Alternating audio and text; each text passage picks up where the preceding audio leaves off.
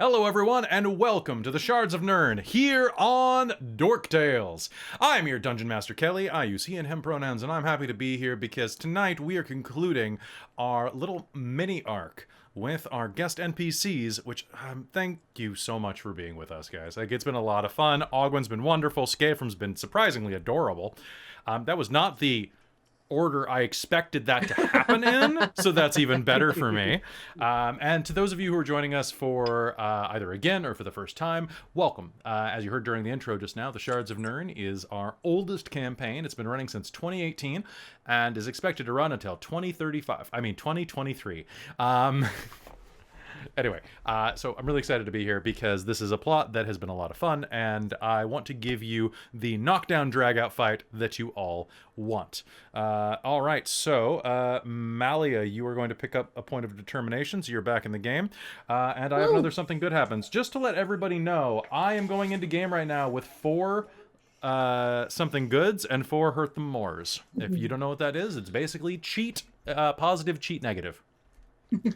For those of you who are trying to check things in the DMG or the Monster Manual or Volos, I will say that tonight is a slightly modified version. What was that, Mike?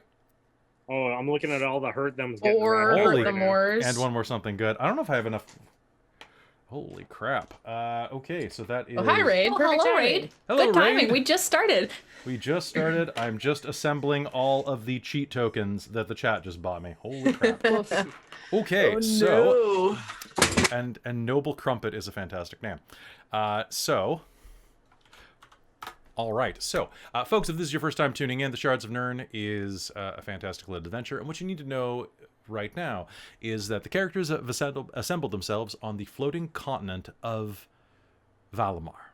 On Valimar, the party split. Mars and Malia picked up 2 new allies in the form of Scafrum Grimhammer and Ogwyn Ramari.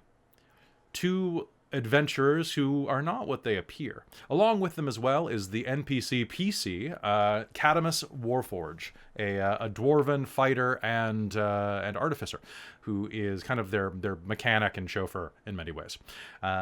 This group of the party decided that they would do best against a host of giants, for there is a storm giantess known as Zikara the Storm Queen, who has ascended to the highest mountain in all of the world, which happens to be atop a floating continent, because you get the height advantage that way, and is using that to try to ascend to become a quintessent, a full-fledged lightning elemental or beyond, using the power of ancient rune magic to transform herself into a minor goddess. The characters have fought their way through waves of frost giants and fire giants, have rescued some stone giants that have been sympathetic to their cause, and are now, after receiving an impromptu blessing from your own god, Malia, are going to continue to climb the mountain and try to stop Zikara before she completes her ascension. That's about what I know right now. Is there anything that I'm missing there? I think it's about it, really. Oh, that sounds pretty accurate. Right. You gave us all a reboot. Yeah, because you got divine intervention, so all of you All should... those extra spell slots. All of you have the benefit of a long rest, which means that you get your spell slots back and can choose new spells. Ooh, what was the question, Krista? I was going to say, I have a wand that resets on long rests. Yes, a god intervened, so, like, that is a thing. So, I mean, divine full charges. Did you? Yeah, I rolled a 5 on a d6. Oh, damn. Nice. And it's actually a d6 plus 1, so it's actually more charges. What? Actually, I'm going to double check the wand. I thought it was a d6. Hacks. Is it the Wand of Magic Missile? No, it's a wand of hold person. Oh. Or I think it's called the wand of binding is the technical term. Oh, wand of binding? Okay. All right, so folks, we are going to introduce ourselves right now. So I'm just going to pass it over to the PCs who are the original PCs. So I'm going to say, hi, Winter. Hi, Kelly. I'm Winter. I play Mars, the tiefling rogue / warlock, and I'm excited to do some big booms today. It's going to be great. Hello, Christine. I almost called you Malia. Hello. I am Christine. I use she, her pronouns, and I am playing Malia Sunsworn, our Dwarven Tempest Cleric of Bela. All right. And then let us go over and say hello to Michael. Hi, Mike. How's it going? Hi everyone, it's me, Michael. He, him, playing Scaffram Grimhammer. He, him, the Dwarven Sentinel with 2 big axes and no cares in the world. You've got a couple cares. You've got at least. Okay, a little bit. I have Got a at soft least. spot. You've got at least 2. And finally, hello, Krista. Hi, I'm Krista. I use she, her, or they, them pronouns. I am playing Ogwyn Rimari, the Onomancy wizard, who most people would probably just call a witch. I would never call her that unless it was her all along. It's complimentary. Is it? Yeah. All it means It's is that kinda her whole she owns a bed thing. and breakfast with a close girlfriend. Look at my teacups. I am a witch. Thank you very much. Oh, yeah, that's fair. That's fair. Okay, so, folks, we're going to get right back into game right now. Thank you so much for coming and enjoying this episode with us. And let me just make sure that's muted. And last time on Shards of Nyrn, you had an encounter with Vela, the storm goddess, the goddess of tempest and sky and air and the dawn. She appeared to you in a form that matched each of your beliefs, each of your inner beliefs of who you are and what that goddess should be. And she touched you with divine light, even the cursed tiefling among you. Restoring your magic, restoring your health, restoring your, in some cases, faith. She bade you to go and conquer and destroy that which would be a god. And in a thunderclap that echoed through the now still cave that was full of lava just seconds before, she is gone. The stone giants nearby, who you met earlier, Lotgar and their child, have dropped to their knees and prostrated themselves down beneath where Vela appeared, their heads buried into the stone of the cave. What do you do? There's a hollowness left by the divine in this room.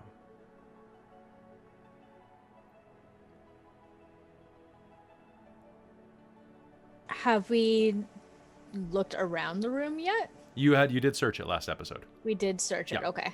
Right. Quite right. well. Did we discover the path to where we're supposed to go, or is Lotgar taking us there? Lotgar said he would take you there. Okay. I will not fight. I must protect family. That's fair. What will you do? You will kill Queen Zikara? We will do as the goddess demands. That you are very strong, but difficult.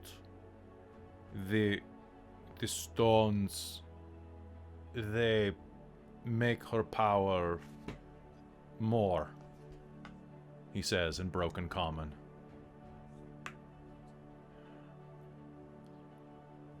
If you cannot hurt her, turn to them. They have to be destroyed or just changed? They are very strong. I make myself. You need break. But you have big hammer. You have magic. Do you happen to have anything around here that might help break them? I have a big hammer. Any chisels? Yes, but is very big. Like is size of leg.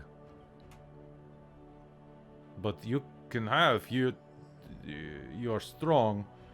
He will go and acquire a chisel that is 3 feet long. Is my smallest. Oh, bless your heart. Well, I think the magic may have to suffice. I don't know if I'll be able to wield that. Scaffram? Gaffram will dig out his own little stonemason set, and he's like, I guess this will have to do. Oh, always prepared. Hey, good luck. I will show you the way. And with that, he's willing to guide you up the side of the mountain. Do you follow him? Yep. Sounds Do good. we anticipate that this battle with, how do you pronounce her name again? Zikara. Zikara. That it's going to be like outdoors? Or are we going to be going inside something where she's... You think that it's probably going to be outdoors. Okay. On top of the mountain. Yeah. Alright, so it's not like she's got some sort of temple or fortress or something. Not as far as you know. No. Okay. I would say that you probably get the sense that it's not. He leads you out the back entranceway. The back exit, I should say, through the other side of the mountain, and once again, you find yourselves on the winding path that circles the mountain, rounding up toward the top.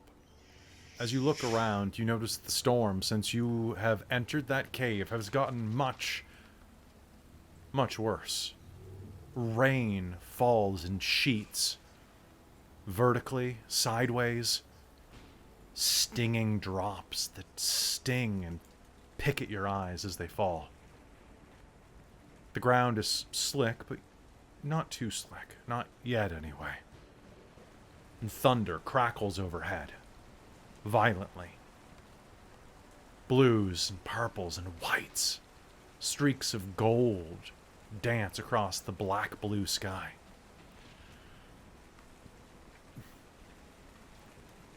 He stops.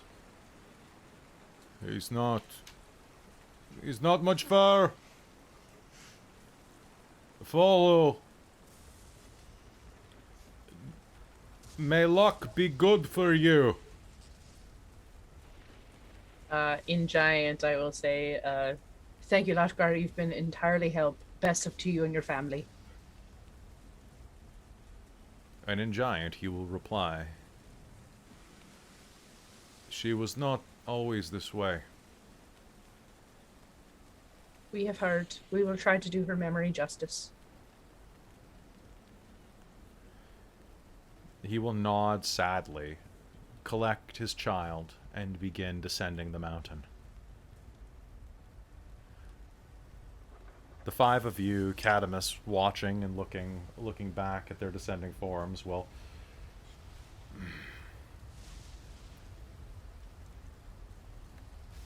are we ready for this? Probably not, but We're here. Well, the mountaintop's not far away. I guess cast anything you need to cast. don't think I can prepare anything particularly. Okay. Not sure what'll affect her. Probably not lightning. Yeah, probably not, unfortunately. Sorry about that. That's kind of rude of her. That's your whole game. I've got more than that. Well, then the best of luck.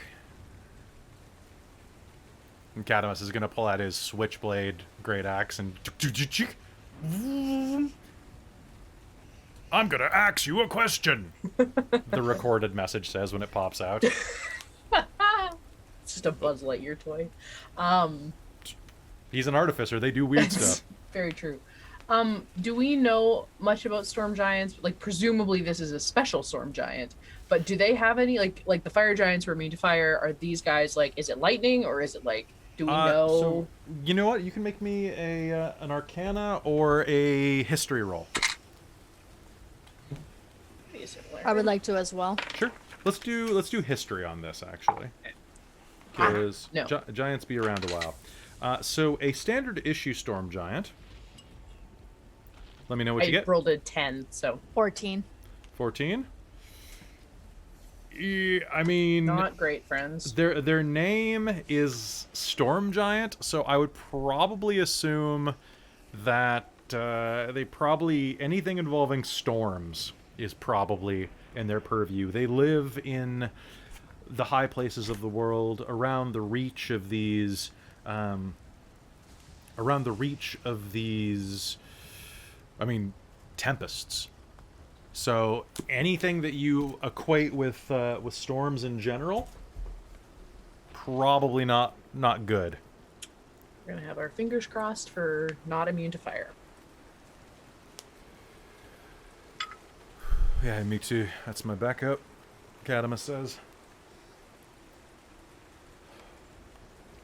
You know what? As far as I'm concerned, we have the blessing of a goddess who this person is pissed off. So I think we have luck on our side. I mean, we have Hopefully Malia there's with no us. magic resistance either. Well, Is there such thing as a spell that will reflect back what's being thrown at you? yes, but I forget what it's called. I'll No, find sorry, it. it's a magical item that's like insanely legendary. Okay, cool. That'd be nice, Yeah, wouldn't it? that was just Mars being like, "There."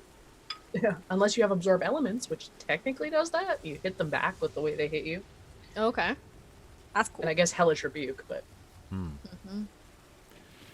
Well, That's just more fire. let's get going. And with that, Alrighty. you start marching up. So everybody can hop to roll 20 right now. The mountaintop comes quicker Fancy. than you would expect. And as you approach it, you'll find that it winds and winds up to this glistening peak. At the far end, you see the very top of the mountain stretch up, almost in a bowl. The peak jagged and reaching toward the sky. Lightning strikes overhead, again and again and again. And as you approach, you see that sure enough, there are 8 of those standing stones. And I'm going to swap us over to maps.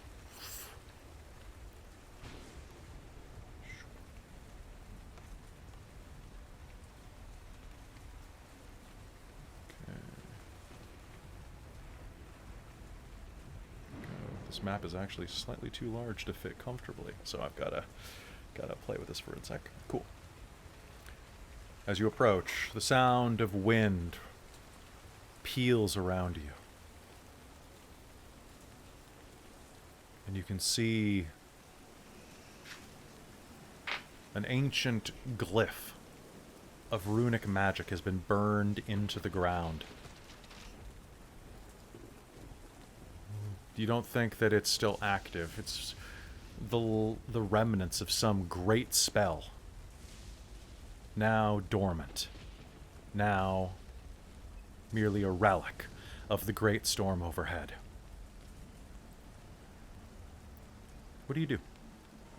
Can I investigate it at all and just kind of like, just look at it and see like if I understand more of its meanings and things Sure, like that? you can approach.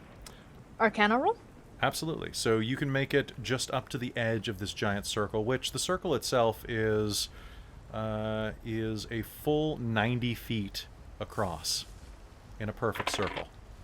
Anybody who likes to can make me that roll. 17. 17? Ooh. or did you say that was a perception check or an investigation? Arcana. Arcana. Sorry. I will attempt that. Going in dice jail. 15. Okay, just one moment while I readjust this. 21. There we go. All right, so 21, 17, and what was that, Krista? 15. 15? Okay. As you are looking at it, it appears that it is some form of rune magic, first of all. All of it is written in the giant script, and ancient giant runes. You're not exactly sure what it did, but it looks like it occasionally will arc with electricity, not from overhead, but the electricity will seem to just channel across it, like dancing across a river into the other stones. Occasionally, there will be a gale of lightning that rips out of one of the stones into the cloud overhead.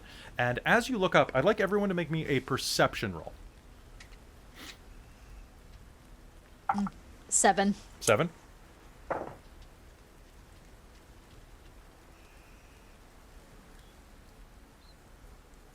24. 24? 15. 15 and 4 for Catamus. Okay, all of you who got above a 15, basically, so 15 or above, are going to see that there is a swirling vortex in the sky above this circle. Dark clouds that plume into a funnel like a twister. And among them is the vague, translucent, ghost-like shape of a woman. Immense. You're not sure that she's paying attention, but it's like seeing faces in clouds. I don't notice it. You don't notice it. You notice that there's a giant, like, tornado up overhead. So that's probably not good. Ugh. There's no place like home. There's no place like home.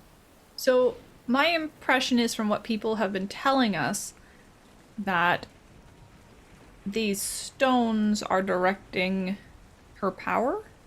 So potentially Yes. breaking one or more of them will diminish her. That is what you seem to have heard of, yes. How big are they? The stones are 20 feet wide and 30 feet tall. Okay. It is totally doable with what you have on you. It just will take a while. Well, because I was wondering, I also have stone shape. Okay. It only does a 5-foot area, I'm gonna switch back to this for the time being. but I was kind of thinking that 5-foot area could be really flat and thin and go straight through it. Yeah, I don't see why not. It would take some time.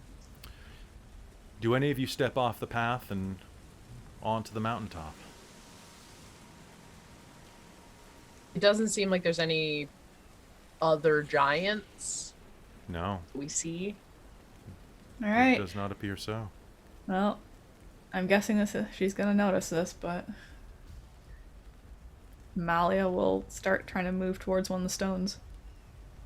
All right, sounds good. A pair of braziers with extinguished fires await you, flanking the hill.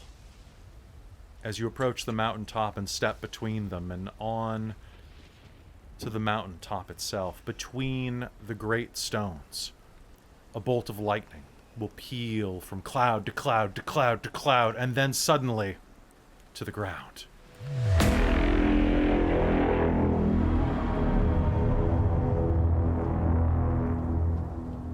That's a little loud. Yes, it is. As it should be. It will erupt, striking down into the center of the circle. And standing there, crackling with energy, is a huge, no larger, storm giant. She's old. Her skin glows incandescently from beneath, but was originally purplish gray. Her eyes flicker with the light of the storm as lightning itself streaks out of her hand. And with a voice like heaven itself, she booms out to you. Why have you come here? In common. I'm gonna eye shift to Malia, like,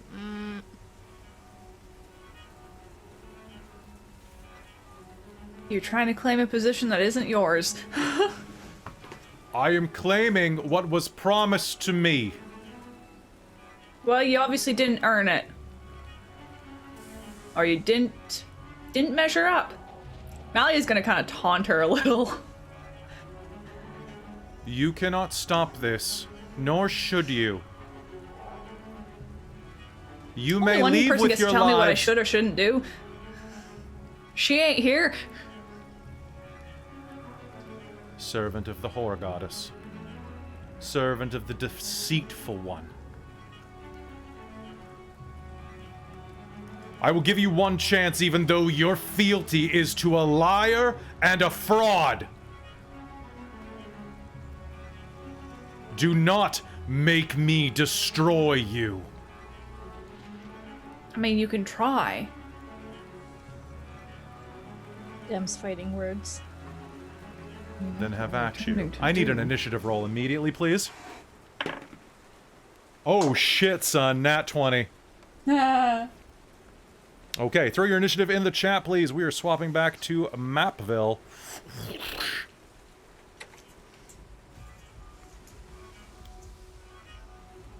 Okay.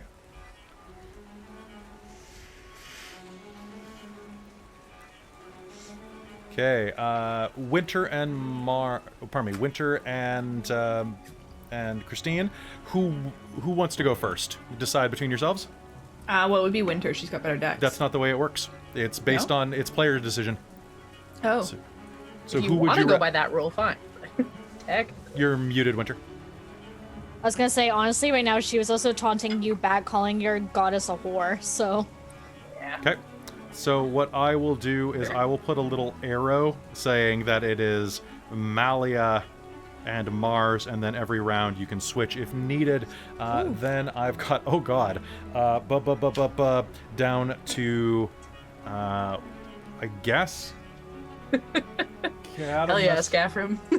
Catamus. I'm gonna let Scafram go before Cat. Oh, did you roll with advantage on initiative? Oh, I didn't. That's good because I rolled a 1. Oh, y'all gonna leave me Yeah, behind. let's fix that. Oh, yeah, that's a big change. What'd you get now? Oh, damn. Nice. Okay, I gotta redo Much my better. entire initiative list. One sec. Because I do this Sorry, I in... forgot about that one thing. Shouldn't have let him. Shouldn't have let him reroll. Zikara. That was Play my pretty... axe. It always warns me of these things. So Scafram, then it Drags is you forward. Area Pretty of much. Effect, then it is Malia, then it is Mars, then it is Together we are Eminem. Catamus. Yeah, you have a meat shop and everything. No, we're just sweet like that. Okay, Why not both? because you were invented for World War II soldiers to keep their blood sugar up. All right. And with that, the battle it has begun. She is going to look across the field at you and is going to raise her hand to the sky, and in it is going to coalesce a spear made entirely of wind. And she is going to hurl this wind javelin at you. I'm going to spend to hurt them more. And I'm going to aim at Malia. Now, Malia, that's a nat 20, but you have adamantine armor.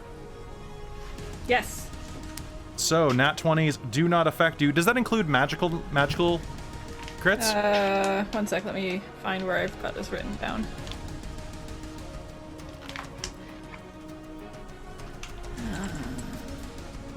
What freaking spot did I write that down? Adamantine armor. Any critical hit against you becomes Becomes a normal normal hit. All right. This wind spear is going to launch across the battlefield directly into the center of your mass. It should have shattered your armor. Were it anything else, it would have pierced your heart. Instead, it is only going to deal a significant amount of damage, which is the better option. Okay, let's pull out the old dice roller. not Disney Plus. There we go. Pull out the old Disney Plus. All right, Christine, Malia is going to take, on this first hit, 24 points of piercing damage. And it vanishes immediately. And she is going to summon another one, actually, and is going to throw it at you as well. Another one is this a spell? No, it is not. Okay. That is going to be a 29 to hit with that one. Oh, it totally doesn't hit. It doesn't hit? Okay, well, it doesn't hit for 21 more points of piercing damage. As two lances strike across the battlefield at you. It is Scafrum. It is your turn. Okay. She's in the center of this field. To get near her, you are 75 feet away. Yeah, so I'm not going to be hitting her anytime soon. Well, then let's start moving towards her then. That's about all I can do. Sounds good. And then I'm going to take a defensive stance. Okay, so you're going to just move, single move? Yeah. Okay, so go ahead, and defense means that I will have disadvantage to try to strike you. All right, lair actions. Time to hit you with one of those. All right, I need everyone inside of reach of Malia. So that's going to be everyone but Scafrum needs to make me a Constitution save. Cadamus's success. Does that include Malia? That includes Malia. Okay. Well, you just didn't say that. So I'm trying. Oh, don't to worry. check. I'm always targeting Malia. Don't worry. Just even if I'm trying to punch someone else, I'm trying to hit you now. I hope you don't die. Me too. 22. 22. You are fine. 16. Fail. Thought so. Then that means I'm a fail. Okay. I was a 14.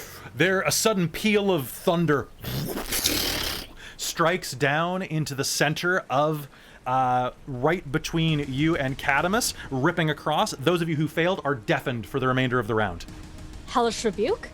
There's no damage? There is no damage. You are merely deafened. Hellish Rebuke will not work because she didn't strike you. Her lair did. Mm-hmm. Lairs are so great. What, for purposes, what is deafness? You automatically fail any check involving hearing, and it's probably a little frightening, but not the condition frightening. Okay. And how long does that last for? Until the end of its next turn. Okay. Okay.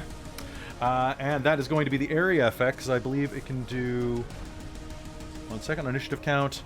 Can make its lair action cause one of the following effects. Can't use them 2 rounds in a row. Cool. All right, so that's going to do that. Malia, it's your turn, because you chose to go first this round. What do you do? I'm just checking a range on something. You have a spiritual hammer in the bottom right corner of this page, if I'm not mistaken. Okay. If you so choose.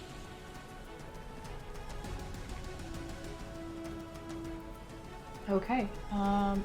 Malia is going to move forward. Ooh, thank you, TM Mike. A bit. Let me just check that. Not quite. Really hard to see squares when you're zoomed out enough to actually like. Yeah, sorry. It's a giant battlefield, unfortunately. Okay, that is just within. And what I'm gonna do is go big or go home. Cast Flame Strike on her. All right, Flame Strike. What's my save? It's a dex save. Okay. That's a nat 19. Okay, 20. well that's a save, Okay. but that doesn't stop you from not taking damage. This is true. So 1 moment. Okay, so...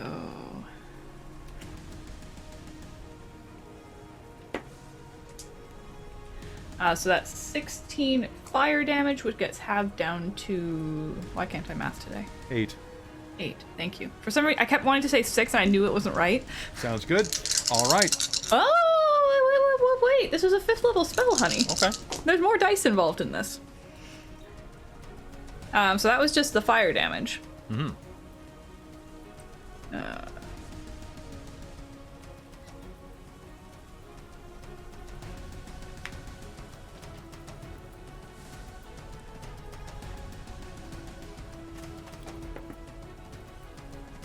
And 21 radiant damage, which gets halved. Okay, so that drops down to 10. All right, a column of fire erupts into the center of the battlefield, casting a grim light on this area. The rain falls onto it in sizzling droplets and strikes her. You see the flame rolling over her lightning-charged body. As it does, I'm going to use my reaction real quick. So she is burned by that, and I need you to make me a dexterity saving throw. Me? Yeah. Okay. Well, the one she hate so much hate. 19. 19. All right, so you will take half damage on this. You're going to take... Oh, that's actually really low. That is going to be... You're going to take 9 points of thunder damage as a bolt of lightning rips across the sky and slams into you. Bitch. Is that considered coming from a creature that I can see? That is... Yes, it is a legendary action from her. Okay, well, I'm going to use Interception to reduce that damage by 1d10 plus 4. Malia, did you move right up to Scaffram? Yeah. Okay. Also, Mike, you're coming in a tiny bit quiet, just so you know. I'll turn my fan off.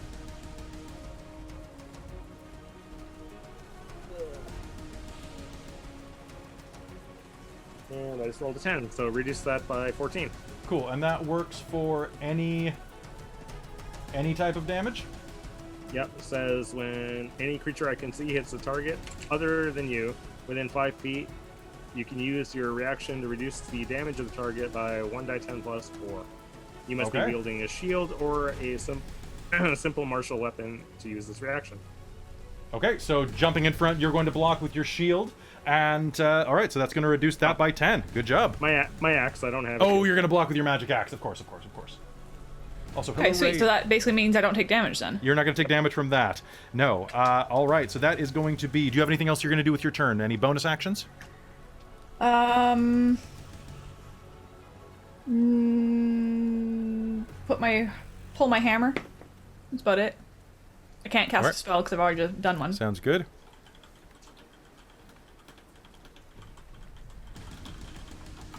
All right, so Mars, it is your turn now. What do you do? All right. So let me see. I'm gonna take a few steps forward, but not too far. Okay. I'm going to aim and shoot her with my bow. You can't use cunning aim if you move, though. Oh. Remember? I thought that was you mean the cunning action? No, well, it's so the special aiming ability that gives you advantage. Oh, I thought that was something that I used later after I did like a regular move set. No, you can't move at all if you want to use that to get advantage and therefore sneak attack. Okay. How far away is she from me? She is 80 feet. Oh, exactly. Oh, so it's just right on the cusp. Okay. Yep. Then I would like to try that because Sounds then good. when I was reading it, do I get both the sneak attack and advantage, So or do I have to pick one? So anytime you have advantage, you may sneak attack. Or anytime you are within 5 feet of an ally who is fighting, I believe, the same person. So Yeah. with this, if it gives you advantage, it gives you sneak attack. So you get both. Sweet. Cool. So I'm going to do that then. And then just hope that I actually hit. I hope you hit too. Good luck. Good luck. Don't forget that you have determination right now. So Yes. 21 to hit. 21 to hit is a hit. Congratulations. Okay, cool. And then I'm just gonna count these up real quick. So that's 8, 10, 12. It's not a really big number, but that's okay. It's a start.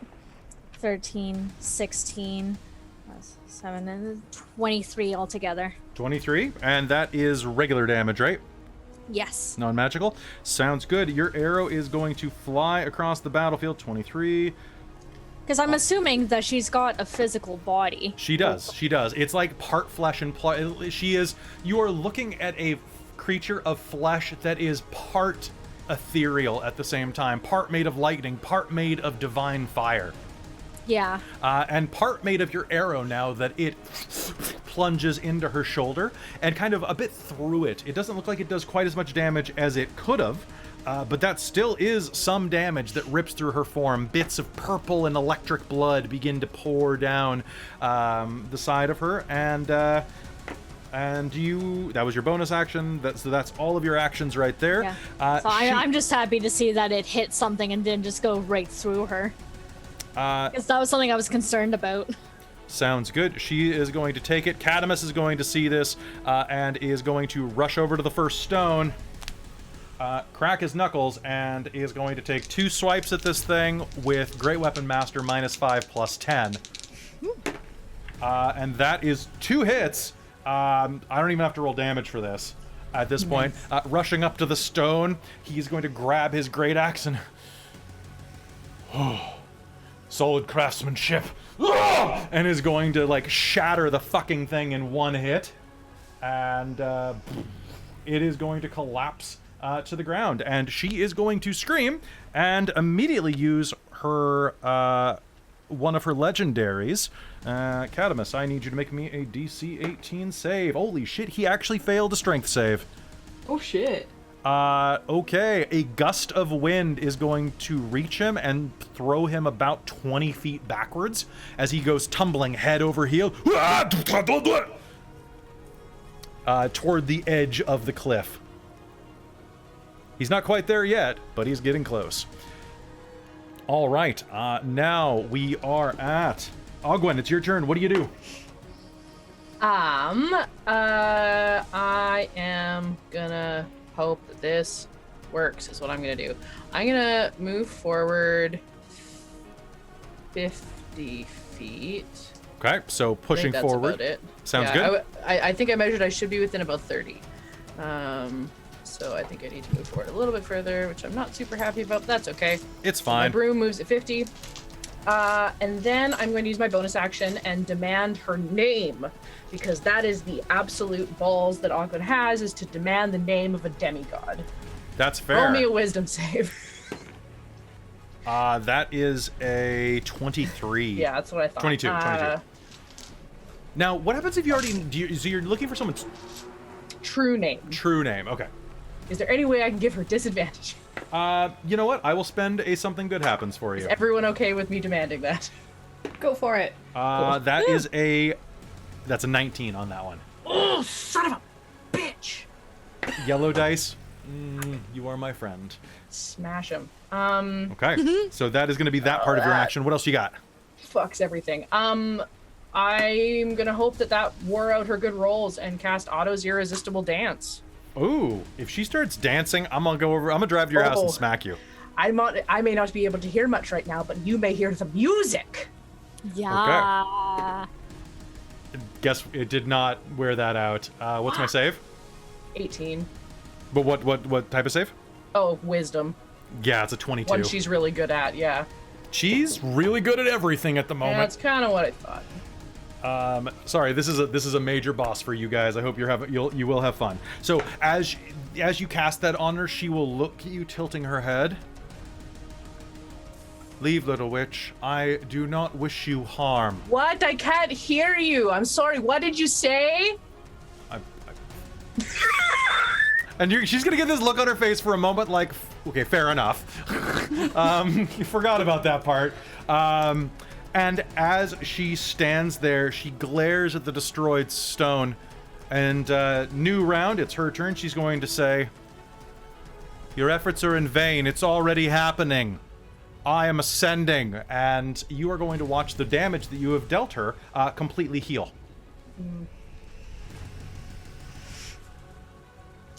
All right, that is her turn. And I would like everybody here can make me an insight roll, though. Very high difficulty. You know what? Actually, we'll find out what the difficulty is. No. If you said high, I got like 5. 27. 16. Give it to me. 18. 18. Okay. I'm thunder derped. Yeah, you can't hear right now, or you can hear Oh, yeah. now because you've acted, but your ears are still ringing. You've got tinnitus. It is a thing. The rest of you, those of you who succeeded this check, those of you who got basically above a 10 because she rolled for balls, are going to notice a quaver in her voice. She heals, but there's something about this that concerns her still. She's not 100% sure of herself, but she is 100% sure of what she's going to do to you all, which is, let's see. So be it. And she is going to move forward and move through Ogwyn. Ogwyn, what is your armor class? 12. Okay, that's a hurt them more. Okay, cool. That is a 24 to hit you. It's double what my AC is. Sounds good. Let's... 1, 2, 3, 4. Okay. How many hit points do you have? 42. That is very lucky for you. She blinks and then, as a bolt of lightning strafes through you, you're going to take 40 points of damage as a sword made of lightning cuts through you. If you have absorb elements, please let me know. Oh, I do have absorb elements. I will cast that because it's lightning. As a reaction? Wonderful. Sounds good. So that will have that to 20. Fantastic. You will also add it to your next attack. She Only is if going. it's melee. She will rush forward. Pardon me? Only if it's melee. Oh, only on a melee attack. She will rush forward, and Malia, she is going to try to hit you again. And that is going to be a 20. Okay. Okay, so she will hit you with this lightning blade that crackles like holy shit. That is going to be 52 points of thunder damage. Ouch. Oh, pardon me, 52 points of lightning damage. As she is going to slam this into you with all of her might. Now, Skafram, you already used your reaction, so that's not going to work. But it's your turn now. What do you do? Well, one sec. Is she with... Like, did she actually come up right up to She me to is immediately attack? within 15 feet of you. Oh, okay. Never mind then. She's got hella reach. Skafram, it's your turn. Oh yeah, reach. Forgot about that. Well, then I'm going to close that distance and start chopping on some legs. Sounds good. Okay.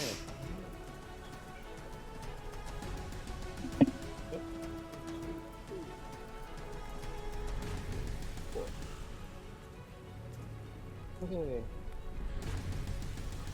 Oh, and I rolled a critical in there. Okay. So my lowest roll is a 12, and then it goes up from there to So go ahead, just count me up. So 21 is the next one? 21's the next one. 21 hits. Okay, so then I have 2 hits plus the critical on it. All right, that sounds good. 2, 3, 4.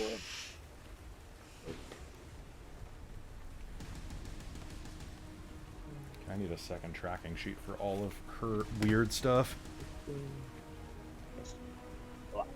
That's where my mouse on the ground.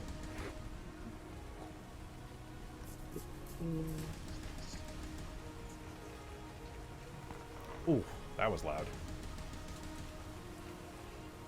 So 43 points of damage. 43 points of damage. Ooh, that's pretty good. Okay. Rushing forward, you are going to slam your axe twice into her. She's incredibly fast and is going to dodge. What was that? Before you said 43? Yes. Okay. She's incredibly fast, is going to dodge out of the way of your last one. So you did you do 4 attacks or just 3? I did 4 attacks. The first one didn't hit, though. Okay. So you did, and 3 did hit. All right. Okay, cool. Yes. All right, so that is going to be 3 attacks are going to... And the last one, she is going to step out of the way, and I need you to make me a dexterity save, please. Okay. Can I add my Remarkable Athlete, which gives me +2 on a Strength, Dex, or Con check I need to make? No, that's a check, not a save. Okay. Well, then... Where's my saves? Where are my saves? You have a good chance of this, though, so...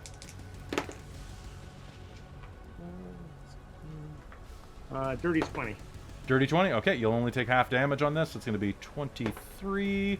That would have been 33 points of lightning damage as a thunderbolt rips out of her hand and strikes you. But instead, it is going to be, 33 becomes 16 points of thunder damage. Okay. As a thunderbolt strikes you. All right. Are you doing anything else with your action? Nope, but I'm probably going to be using my reaction, so we'll see what happens. All right, sounds good. Lair action time. So on initiative, boop, boop, boop. Then that is going to be, what can I do that's fun?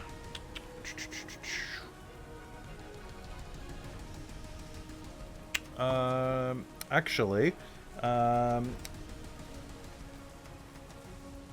Catamus and Mars are in a beautiful line right there. I need both of you to make me a strength save. Nat 20. Oh god, 3. Holy crap, Catamus. God, why didn't you take that strength armor? Okay, so the giant creates a 60-foot long, 10-foot wide line of strong wind or strong current if in water, DC 18 strength save, or be pushed 15 feet in the direction of the wind, which means that Catamus is going to be pushed to the edge of the cliff and not over. He screams as he is pushed. Mars, you are not going to be pushed. You are going to basically, like, crouch down, maybe drop your dagger into the ground and use it to clench on with. Okay. And it is either Malia or Mars's turn. Whoever wants to go first. Malia, you're right sure. there if you want to do it. Sure. All right. So I am going to cast Spiritual Weapon. Okay. At a 4th level. Now, where is it? Give me 1 sec. I think it got deleted when I was moving some stuff, so Okay. I will just manifest you a new one.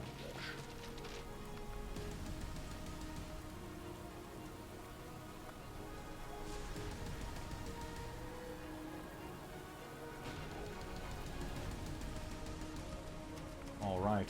Summoning a spiritual hammer into being, and what we will do is we will make it... I was going to say, can you put a halo on it? Because I can barely see it. Working on it. I have to do this all individually, so... Yeah, no worries. And there you go. It is now under your control. All right, summoning a spiritual hammer into being. Are you going to attack that? I move it to... I cast it by the stone. Mm-hmm. Have it attack the stone. Perfect. And I'm going to throw my dwarven thrower in giant bitch's face. Sounds good. Make me 2 attacks. 1 against her, 1 against the stone. Okay. Nat 20 on the stone. Beautiful. Okay, roll me double damage. Okay, so Dwarven Thrower, that I did it 4th, so that makes it 2d8? So that turns into 48? Yes. Cool.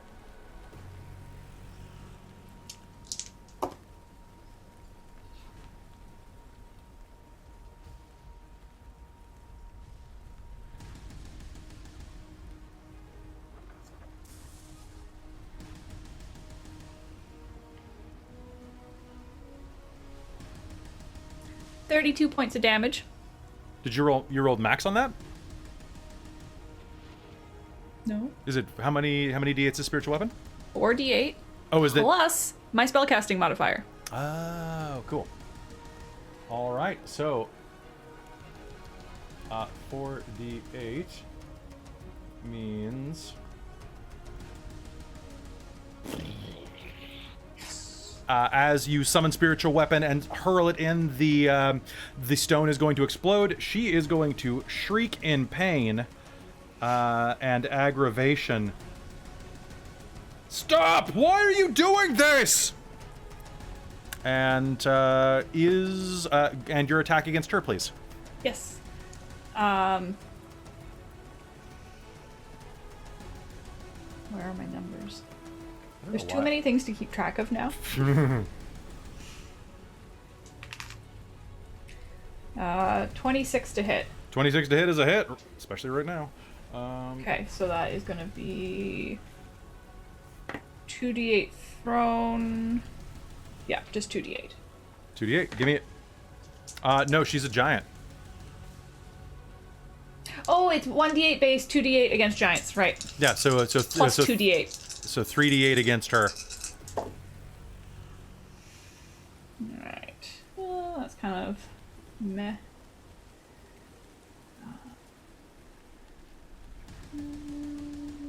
Plus my strength. 16. No. 18. I forgot about my +2/+2. All right, so that's going to drop that down to math. Yay, math. Okay, that is going to strike her in the side of the jaw, and she is going to use a legendary action. I need... Sorry, I forgot. I keep forgetting about Divine Strike, too. Okay. So that just adds an extra d8 to... It's thunder damage, but I'm kind of hoping it'll do something. Nice. Oh, cool. Good to know. Good to know. Mike, can you make me a dex save? Pardon me. Can you make me a strength save with disadvantage? Spending a hurt the more to give you disadvantage. Oh boy, thank you. Hey, I've got Thoughtful. 6 more of them, so It's like it's my Sharing birthday. is caring. I think that still a strength save with disadvantage is, it's a 50-50 that you're gonna still succeed at least. Yeah. Well, Alright, I got so- plus 12 modifier on my Yep. strength. Okay, so then it's a 30% you're gonna fail.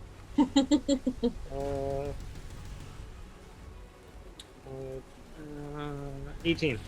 8. God damn it. All right, so she is going to. I'm buffed. What can I say? You are. You just by the skin of your teeth did it as she raises a hand and hits you with a blast of wind that threatens to propel you backwards like it did Cadamus. But it is not going to. You are going to buckle down and basically like slam one of your axes into the ground to grab extra grip. And you are Ripples my not. pecs. What's that? And flex your pecs? I said ripples my pecs. I mean, basically. All right, Mars, it's your turn. What do you do? All right, so for a split second, she's like banging her ears to get rid of the like tinging of it. And then in seconds, I've seen to my right, Cadamus explode a rock. To my left, I saw the magical weapon explode a rock. So I'm like, hey, I can kind of try and help a little bit with that. This is true. I'm going to use my Eldritch Blast. Okay. And I'm going to use all 3 that I can use. I have them color-coded from the Perfect. D20 to the D10s, so I know which ones are hitting which. Sounds good. Which one are you going to attack? So you have a 120-foot range on that, don't you? Yep, so the first one past the one that Malia did on my left. Sounds and good. then the 2 on the other side. Are you gonna? But- You don't want to focus fire? You might want to No. leave the one closest to Malia because that's the next one she could potentially get to. So That's if you've got a really long range attack, go That's for the true. farthest away. You could go Okay. for the 2. I'll go for the ones in the back then. So you can get all but the one All at the the- very top. Very top. Unless you move. If you move, you can. You may want to. What's the damage on these? It's 1d10 per dice. Yeah. That was a hell of a hit from both of them, and it took both of Cadamus's strikes to break it. You might want to focus fire. Okay, then one of the ones in the back then, that's still like within the 120. Let's do the one on The left or the right? left. Okay, so that's going to be the one that is basically at like 11 o'clock. So give me 3 attack rolls. Thing +6. So there is a dirty 20, That's a hit. a 17, That's a hit. and then the last one is like a 23. That's also a hit. Roll me damage. Give me 3d10. So a 9, 5, and a 6, and I don't add anything else to that, right? You do not. 9, 5, and 6. Yep. You are going to strike this with 3 Eldritch Blasts. So Yep. that is 9, 5, 6. A total of 20 damage. You strike it with 3 blasts, and a crack begins to form up the center, but it doesn't quite explode. Cool, I tried. You did some damage, though. Are you doing anything with your bonus action? No. No, you're not going to move or anything. Maybe I can like try and help Cadamus. You can definitely run over toward him as he's at the edge of the mountain. Yeah, and I'll just make sure. Oh my goodness! Ah, there we go. I'll just make sure that he. Oh my God, what is happening? Okay. I don't know. Make sure All he right. doesn't go over like I did that one time. All right. Can you give me a strength check to help him up? Basically, it'll be part of his action. 19. What is it with me and mountains? Must be a hill dwarf. Yeah. I'm a mountain dwarf. You belong under them, not on top of them. He's gonna waddle 10 feet past you with the rest of his movement. I've had it with his shit. And he's gonna cock his great axe, and he's going to shoot a firebolt at the nearest one on the right. And that As you do. And that is, I believe, just enough to hit with his spell bonus. Let me double check this. Enhanced weapon, enhanced defense, saves. He's got too many things on his sheet, guys. I'm sorry. We need to get art done of Cadmus We do, but it's hard. with that forearm pick that you used originally. It's true. I would wear that on like a raglan. Okay, so that's int plus that's 7 plus. Okay, I'm gonna spend if something good happens to give him determination. So that's gonna hit. That's gonna be 3d10 because cantrips scale and they're wonderful. And that's not it. So a firebolt's going to lash out, and a crack is going to form in that one as well. It doesn't completely break, but it is cracked. And allow me to just there for your edification. Hopefully that will help you. All right, so that is his turn because that's literally all he can do. Ogwyn, it is your turn. What's up? You ever look at a spell and go, why did I prepare that? Oh, that's good that I prepared that. These rocks are huge sized. Yes, did you prepare Shatter? No, I prepared animate objects. Oh, fuck. I would like to make the rock break its brethren, please. I forgot I have Shatter as an auto-prepared, like, bonus spell. I'm going to spend if something good happens for me saying that out loud. I think that's fair because... hold on. Animate... Objects. Objects come to life at your command. Choose 10 non-magical objects within range that are not worn. Huge targets count as 8 objects. So technically, if there's if there's a small rock around, I can animate that one too. Okay, you can animate. You can animate that. Which one are you doing? The big one on the far right. Okay, give me 1 sec. I wish I could give it a mouth because then I could make it breathe fire too, but it's a rock, so. Okay. Well, you are about to get stuck, or something's about to get stuck between a rock and a hard place. Precisely. Okay, hold on. Oh, sorry, go ahead. 1 sec. So the one that is at, if this is a clock, what am I looking at here? You're looking at, so it's at the 1 o'clock. I want to attack the 3 o'clock. What's at the 2 o'clock? I want to attack the 3 o'clock. Sounds good. Just making sure I don't have a better rock to use for you. Because this has a door handle and it's annoying me.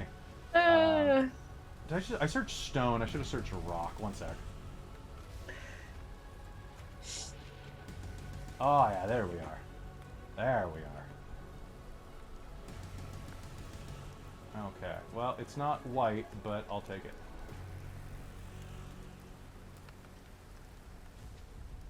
And pardon me 1 second, those of you who are listening via podcast.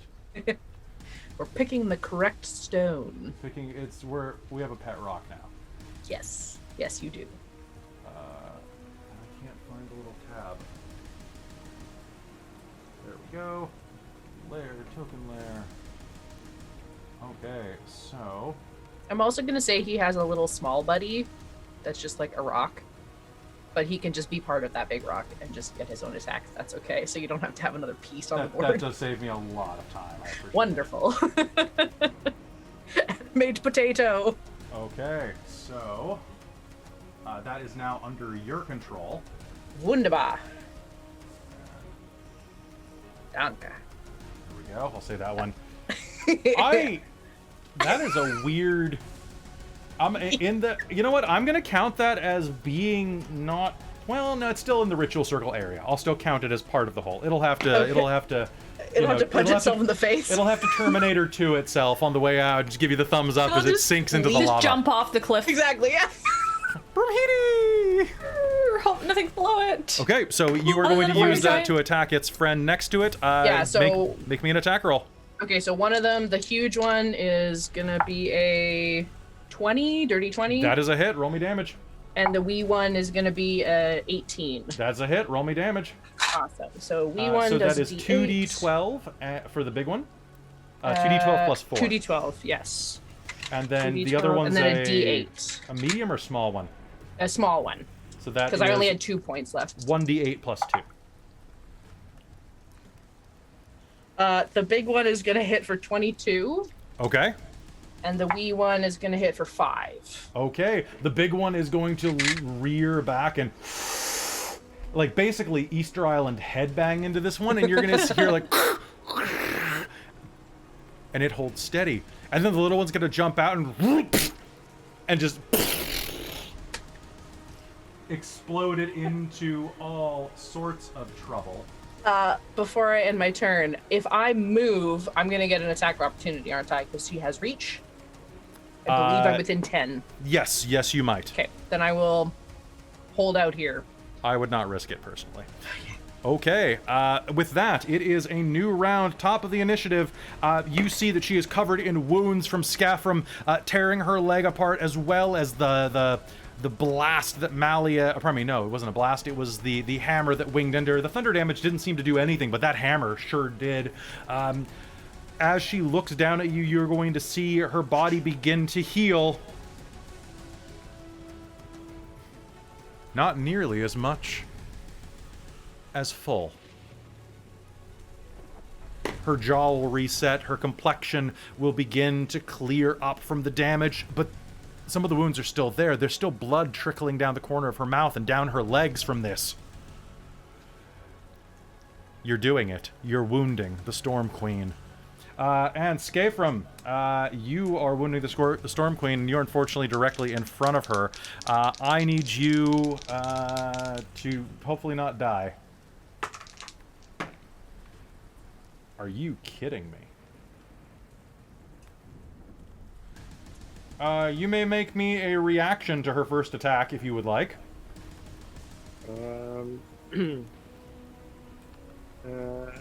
You may make an opportunity attack if you so choose. Oh, opportunity attack, you say? Yes, because I rolled double ones on my attack with advantage. Oh shit. You betrayed me, you damn yellow dice. Coward. That's what you get for shutting me down. All right, you gonna make an attack? Well, yeah, I'm just looking up my rules for Sentinel. When you hit a creature with an opportunity attack, the creature's speed becomes 0 for the rest of the turn. Yep. Creatures provoke opportunity attacks, so, yeah, I'm going to do so, and I guess the, So if you hit her, then her speed becomes 0. Yeah. So let's go ahead and do that. So I cannot... Now, that does not mean I cannot move. It means I cannot move using speed. Yeah. There are some differences on this sheet, just to say, before someone calls me on it. Also, according to the rules, if your speed is reduced to 0, I've seen some versions of the rule where if you take the dash action, you... Depending on the... never mind. Go ahead. We're not going to do that, though, because I reread it and the wording's weird. 19. 19 is going to be a hit now. Okay. Roll me damage. 14. 14, well, it's not the strongest hit in the world, but as you slam your axe into the back of her leg, gouging out some of the tendons, she is going to have difficulty moving.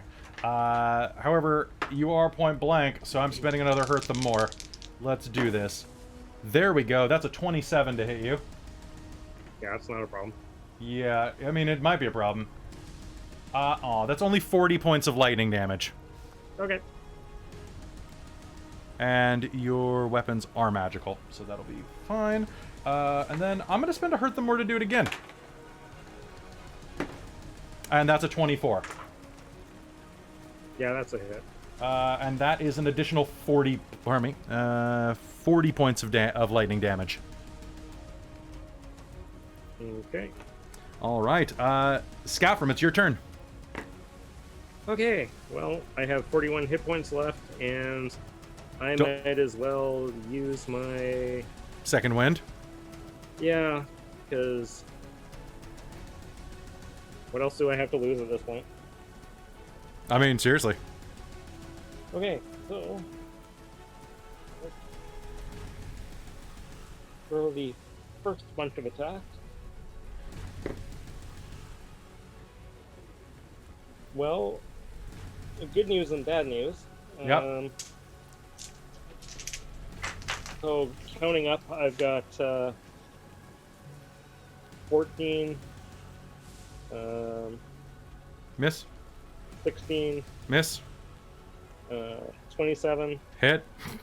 yeah, and 29. Hit. Okay, so 2 hits.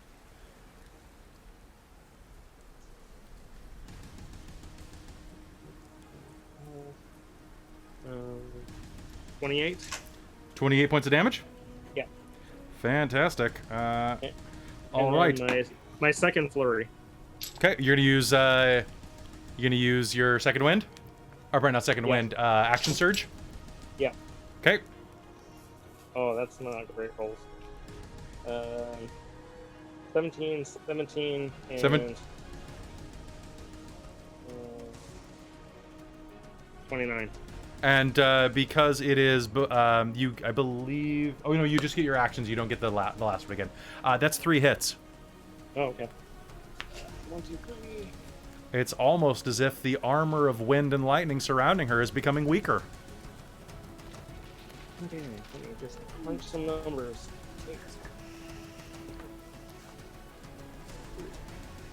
Okay. 7. So it's another 40. Another 40. Yeah. I am not enjoying that. Okay. She is bloodied. As you tear into her, she is incredibly deeply wounded. It is an area effect time, which means that I need you to... let's see who is in And I'm assuming that's slashing damage too, so that's reducing the creature's speed too. Sounds good. All right, she's already pinned because of your opportunity attack as well. So what I need is... Yeah, she's going to do 20-foot radius. There is going to be a sudden swirl of air. And... One moment, please. All around her, you are going to see...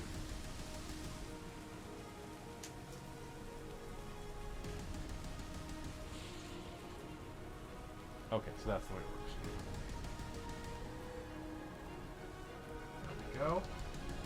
A sudden burst of fog rips through the ground, surrounding her and all of you.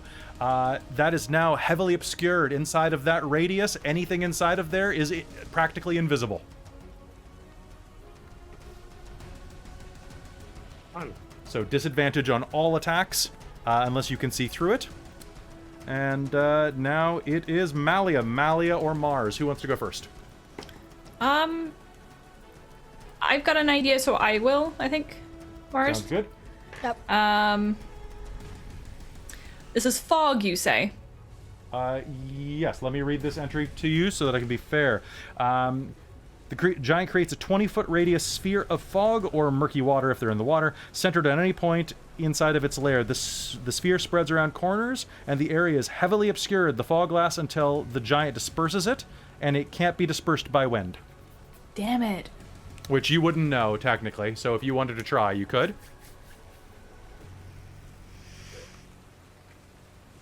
You know what? I say try it anyway. You never know. Alright. Like if you got a nat 20 on it, then maybe. So here's the deal. If you're what are you going to cast? Well, I was thinking Gust of Wind. Okay, so that's one of your cleric spells from Vela. Yes. It's one of my bonus spells. All right, something good happens. Do me a favor. Let's make a contested wisdom save. Okay. Or contested wisdom check, I should say. So, I'm gonna spend my inspiration to give myself advantage. okay. I'm going to spend to hurt them more to give myself advantage.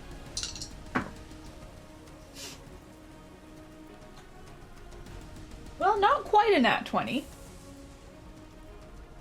But still good. right. Still pretty damn good. So 28. All right, so reaching up to Vela's might, you summon the wind from the sky, peeling it down and pushing it against the fog, and the fog holds and resists you. Puny little cleric. And then it begins to peel away. And bit by bit... Malia's fury just pours into this gust of wind. Oop, that's the wrong one. There we go. Bit by bit, it blows away to nothing. You managed to break the effect. Congrats. Sweet. Now, that was just my action. Yep, you still have a bonus action. Yeah. Oop. Spiritual Weapon's gonna move to 20 feet and smack her. Sounds good. Oh no, it did that thing again. Okay, so this is... melee spell attack. There we go.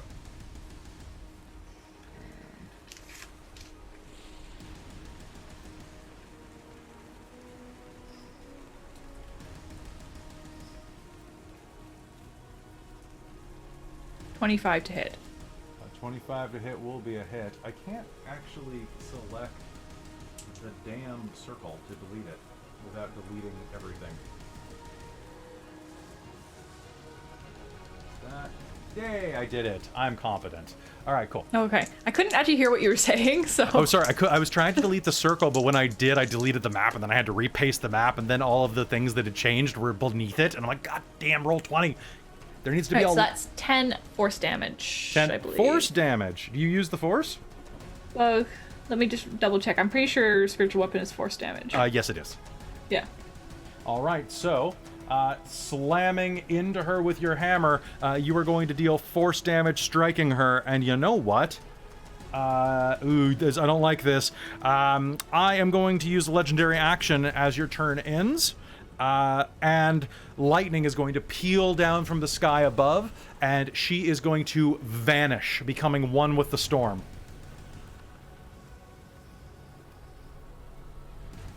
I assume that is an ability and not a spell. It is a legendary action.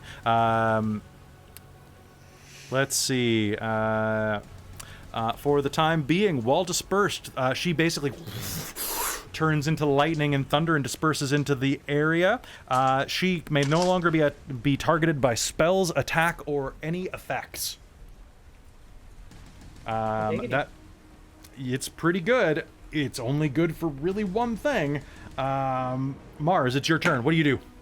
I'm gonna run forward and take this opportunity just to keep on blasting stones. And then I started blasting them. Edagon would be so proud of you. Right? Okay, so... that actually reminds me. What does it I remind forgot you? about the Horn of Blasting. Oh, god damn, I forgot I gave you that too. Can Malia pull that out as a reaction and toss it to Mars? Object interactions are basically free. It's over your shoulder, so sure, I'll allow that as an object interaction. Use this on them. Code word blah. My roll 20 is not letting me move the anything. It seems to be stuck. Can you move me? Yeah, totally. Let me just make sure. Yeah, it's controlled by Winter. So try it now. No, it's not letting me even adjust the frames or anything. It Roll keeps 20 on. is probably just frozen. Okay. No, every time I try to zoom in, it zooms me back out, and then it. Oh, that's weird. Okay, Yeah. so where are you 20's rushing busted. up to? Like alongside your friends, or? Up toward. I Those can't undamaged say. ones. Yeah. Okay, if I hold it, it doesn't move on me. Sure. So there are 3 stones up at the top left, one of which is the one that you blasted and cracked through the middle. There is a stone on the right that is cracked next to the one that's rolling around destroying its brethren. You think Cadamus will probably have a good chance of taking that out, if not Ogwyn and the giant stone. So there are 3 stones left on the left that are probably best for you. And then there's the one that's like the farthest north. Is that a stone that counts here, or is that just Nope, decoration? just the 3. Here we go. Just the 3 on the left. There were a total of 8 of them, and 2 of them have been completely. Pardon me, 3 of them have been completely destroyed, and one of them is wrecking its friends as a giant stone. I'm gonna go for the 3. Sounds good. Which one are? How are you going to target? I'm gonna just try to keep on like. Okay. There's one that's really close, but the other 2 have not been touched yet, have they? Yeah, I think The middle of the 3 has. the middle of the Yeah. 3 is the one that you smashed 3 times, and it has a really big crack through it. You think you can probably take it out with an Eldritch Blast if you hit. Okay, well then I'm gonna do the one that's still the most north as well, and then send 2 to that one and 1 to the one that's already cracked. All right, sounds good. Make me some attack rolls. Okay, one's a nat 20. Okay. Which one is that aimed at? I'm gonna do it at the one that hasn't been touched yet. Okay, sounds good. And one Okay. is a 25. That'll hit.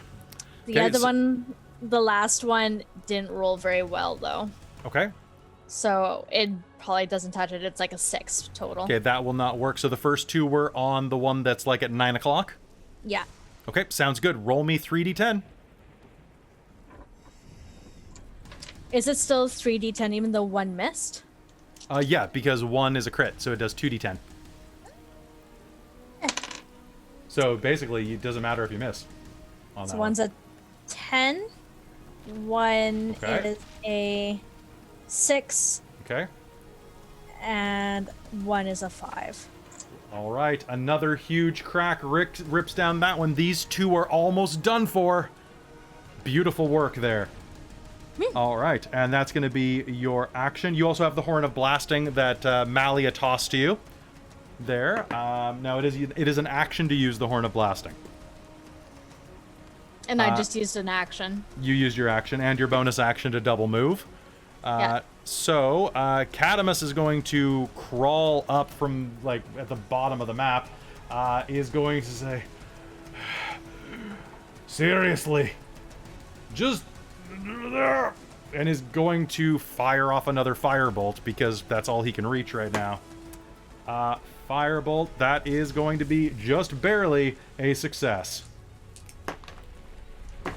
And with a cacophonous blast of fire, there is going to be another explosion as that one falls into rubble. The one at the bottom corner. And he's going to stumble over there. And Ogwyn, it's your turn. Hi. My friendly rock here is going to take a full movement, which is it. Does it start at the edge of that circle around it? No, the circle's just there to help you feel Oh, it. okay. In that case, we're gonna put it. Its movement is 30 feet, so I'm just gonna move it the full. Well, I mean, take a it's full round. huge, so it is a it's 3x3 squares, so it'll be able to reach an attack. Oh, will it? Yeah. Okay. If that was 30 feet, right? The spell says 30 feet. How far was that? being Okay, moved? so that was 50. Oh, okay. So hold on one sec. You started right here. Yeah. So yeah, it's not going to quite be able to attack from that location. That's what I thought. Okay, cool. Because it was Actually, I'm like gonna right put him here just in case. That way, he's in between the two. So you're double moving. Yes, and then that's it. And then I am going to move a little bit closer this way. It's probably about 50 feet. All And right, then I'm this going... way being okay. So you move further. Sorry, moving towards the east stones that are not broken yet. Okay, sounds good. The ones that are chipped and cracked but not broken. That's the one. And then I think I'm just gonna firebolt them, which I believe is 3d8 at this level. Firebolt is 3d10. Yes. I was close. Firebolt's great. Which one are you aiming for? One of the Uh, cracked ones or the one at the top that is not cracked? The one that is cracked and next to my rock. So the one in the Okay, middle. the one in the very center? Yes. There's a 10 and a 6 and a 5. That is 21. Did you roll to attack? No, I didn't. I should do that, shouldn't I? Yep. It's helpful. It's helpful. You know what? I don't hit, so there you go. What'd you get?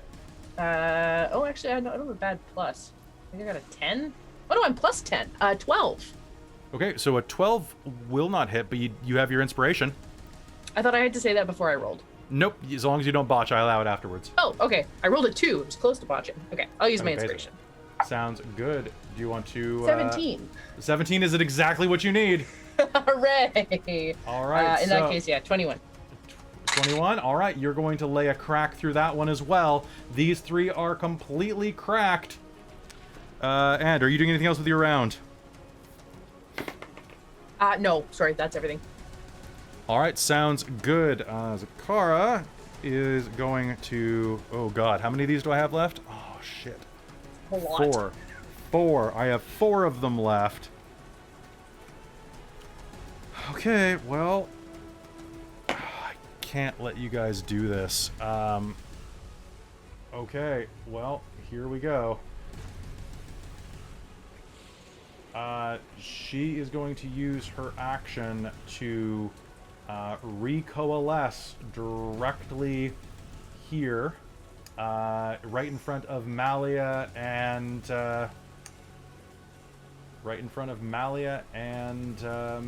Skafrum. As the thunder strikes the ground and she comes back into being, she is going to raise her lightning sword, and Malia, I'm gonna hit you. That's gonna be a 30 to hit. Ooh. Ouch. And that is 43 points of damage. Lightning. Okay. And let's spread the love out to Skafrum. Can I use my, Yep, you can spend your reaction to do that. yeah, I'm going to do the interception on it, so Mallow Sounds can good. reduce it by... Reduce it by 11. All right, Okay. reduce it by 11. You are going to lunge forward in front of Malia, taking part of the lightning with your sword. She is going to snarl, "You stand with her!" and is going to slam the lightning into you this turn for 44 points of damage. That puts me at -3.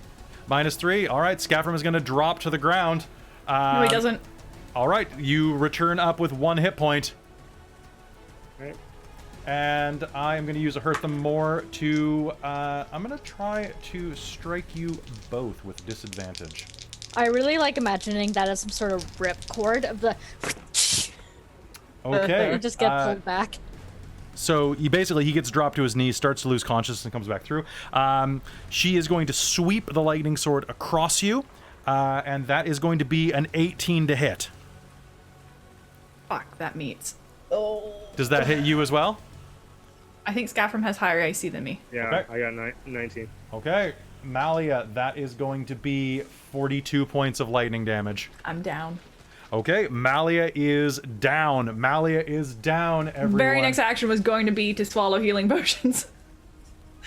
All right, that is her round. Skafrum, it's your turn. What do? You have 1 hit point. Healing potions. Okay, sounds good. You're drowning it. Yeah, I got a superior healing potion. Superior. So that is Superior's 44, or is that the 8d4? I can never remember. That's Greater is it- 44. Okay, then hold on one moment.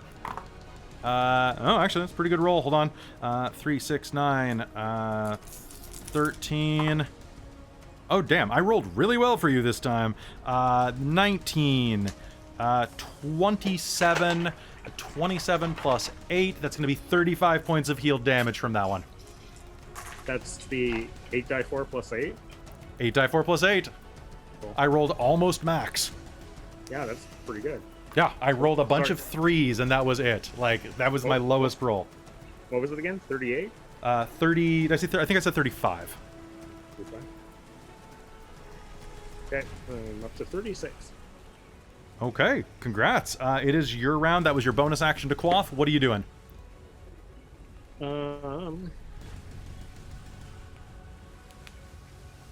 Well, I guess I really only have the option of moving forward and continuing my attack. Sounds good. Okay, let's try this. 4.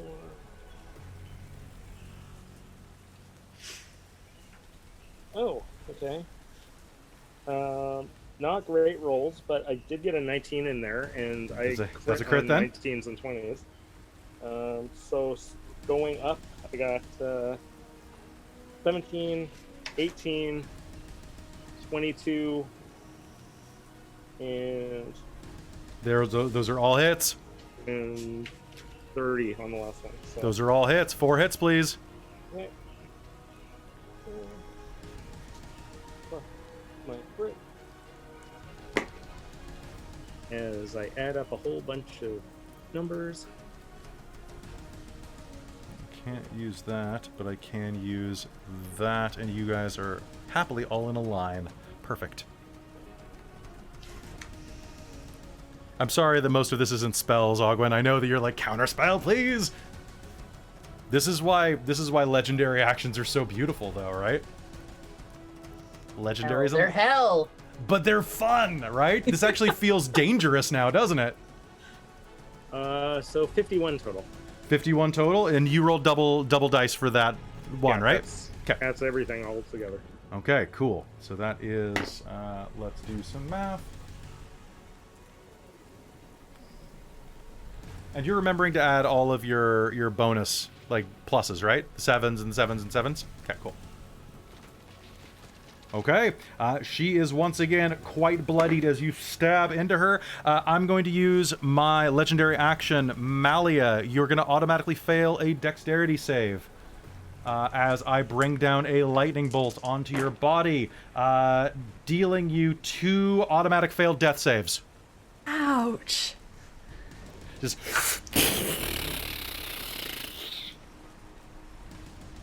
because that is a critical hit against you. Now, do I get a new reaction? Because You do I get a new used- reaction, but if I get even a single point of damage through, it's a crit.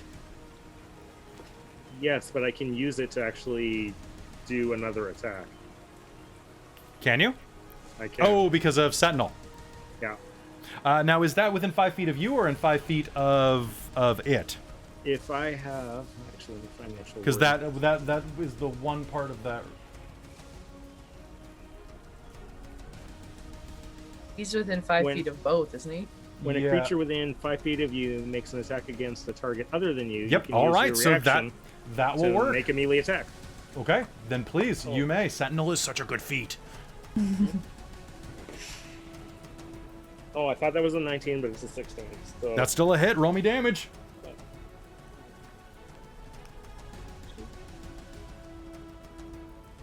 12. 12 points of damage. Oh, this is really good. You are going to stab into her again as she leans over you.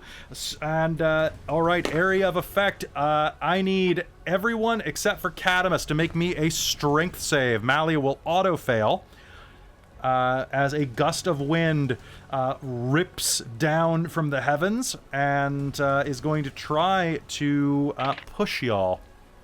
Is it Dex? I said dex. Oh, pardon me, no, I said strength. Oh, Strength. 21. Damn it. 17. 17 is a 13. fail. So you are going to be moved 20 feet toward the edge of the cliff here. Allow me. What'd you get, Krista? So how 13. is this?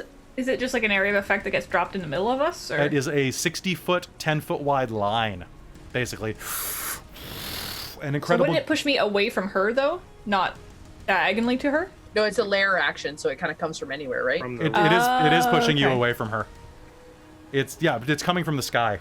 I Yeah. see. Okay. It That's why I was I get confused your though, because thinking, it though, wasn't yes. straight in front of her. originates from a point. Oh, why did I move Scafrum? Scafrum didn't move. Yeah, I was gonna say I got a 21. Is that what Yeah. you're rolling?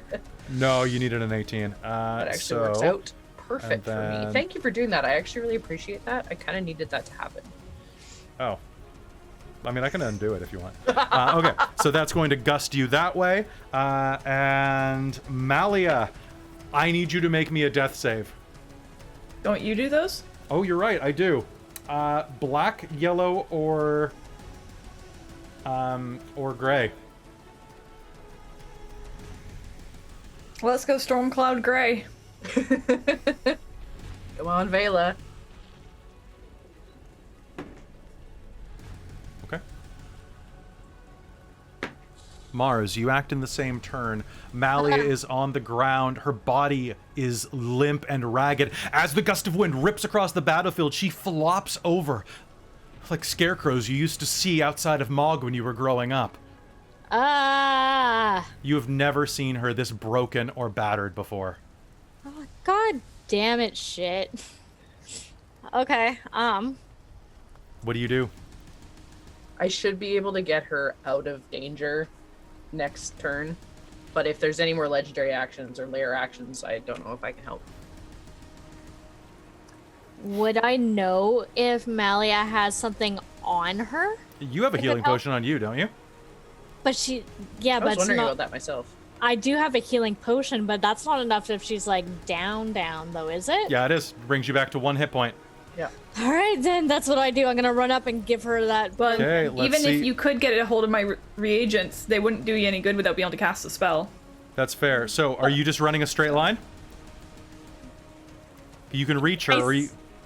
Should I zigzag? I don't know. You're If gonna you- be in. You're gonna. reach.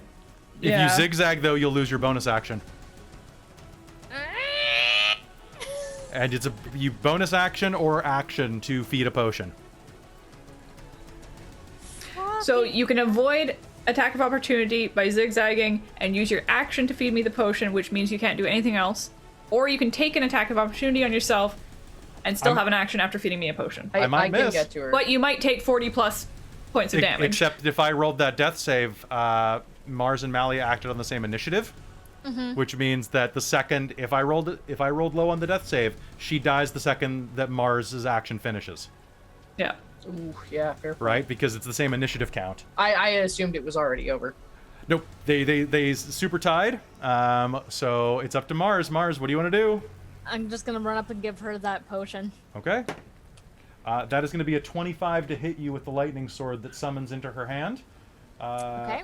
And that is going to be 41 points of lightning damage. Would you like to use Uncanny Dodge? Use your reaction to have that. Can I still do that if I'm feeding her a potion? Yes, your reaction is a separate action. Yep, I'll just be like, "Ah!" as I take it, but I'm still Okay. like leaning over her, giving her that potion. Sounds like, good. You're going "Ah!" to take a total of 20 points of damage then, as you kind of just like matrix dodge underneath the lightning as it sears through your side. And what kind of potion do you have on you? If- You could also probably. I think Malia has ones on her, so you could always grab one of those. Yep, they're in easy reach. Which I do have a superior on. I'd probably use the superior one because like Okay. I used mine from way back. Sounds good then, Malia. That is going to be 7, 9, 13,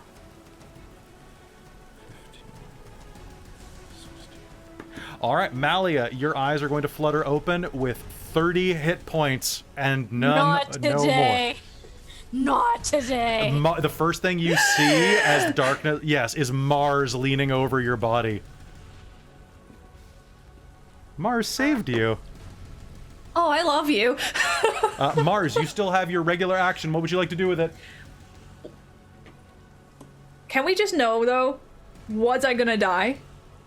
You were not this round, but it was damn close. I rolled a 12. Oh, good. Shit. So you were like seriously? Like, watch this. Here's your next round. Ready? Oh, actually, it's a 2 or an 18, depending on if it uncocks one way. Had you picked the black dice, it would have been a 4. Had you picked the yellow dice, it would have been a 6. So there you go. Looking out. All right, Mars, you still have your regular action, your last action. What would you like to do with it? Can I still blast? You can still blast anything inside of 120 feet. What would you like to blast? The closest one, the closest rock to Malia and I. Okay, actually, Because I ran up to Malia, I just can't on my thing. you can hit every rock except the northern one.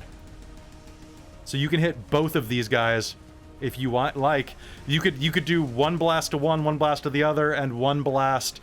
Actually, you know what you can do because of the way that actions work in this? Attack, put one Eldritch Blast on each, and save the third one in case you miss one of them. Okay, can I do that then? I didn't know that was an option. Yep. You can spend. You can split your attacks up.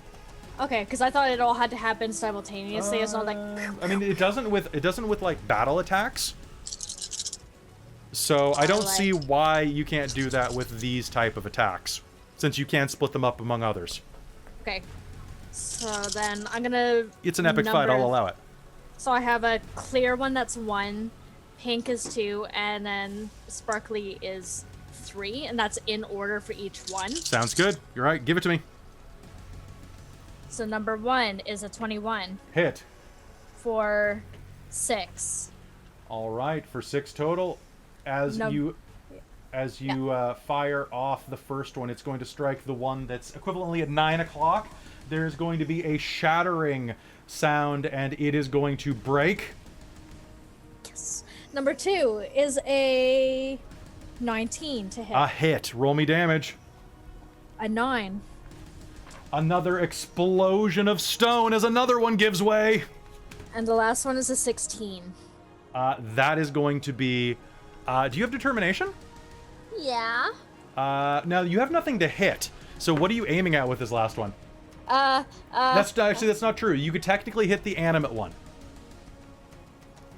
And hit it into the other one? No, damn, it's still a working stone. It's still technically a stone. It's gonna throw itself over a ledge soon, but technically it's still the stone. I would aim for that personally. Okay, let's do that. Do you have your determination still? Yes, I do. I haven't used one yet. Have you used it now? Yeah. Okay, fantastic. Roll me damage. 10. 10. Krista, that is at minus 10 hit points. Don't let me forget, because I'm not going to mark it on the map. That would be weird. Now, its AC is 10, yeah. Its AC, due to the material it's made of, it's actually higher A little than that. better? Okay. But, and it also has... because the magic gives it that many hit points. Yeah, the 80 hit points is what the magic stone has. But if it's damaged while it's hurt, I'm going to say that once your magic goes away, any residual damage that was done to it will probably affect it. Basically, you're inflating it with magic right now, and when the balloon pops, it pops. Wonderful. Okay, so remind me that it has 10 points of damage off it, and its AC is actually better than you thought. Okay, and it is Cadamus's turn.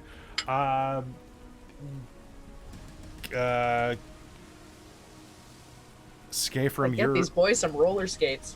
You're right there, Scafrum. I'm showing you up, boy. Cadamus is going to... He's 25. It's 25, 30 feet. You know what? I'm going to... Bring back the 5-foot step. Bring back the 5-foot step. Does he have anything, something good left? No, but you know what he's going to do, because I'm making an athletics roll with his bonus action? He's going to vault off this broken stone and use his jump, which is actually higher than his movement. And he's going to try to do a jumping attack. So, I'm going to do -5 plus 10. Holy shit, nat 20. Go, Cadamus.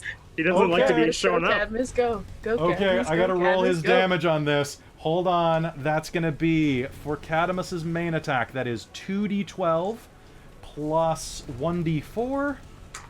So we have an airborne mountain dwarf. Okay, and then his second one is 1d12 plus 1d4. If I can find another d4, okay. That could be better, but well, I love that everything he rolls below a 3 gets to re-roll. Ah, damn, and then I roll a 3, of course. Okay, so that is going to be 7, 18, 24, 32, 40,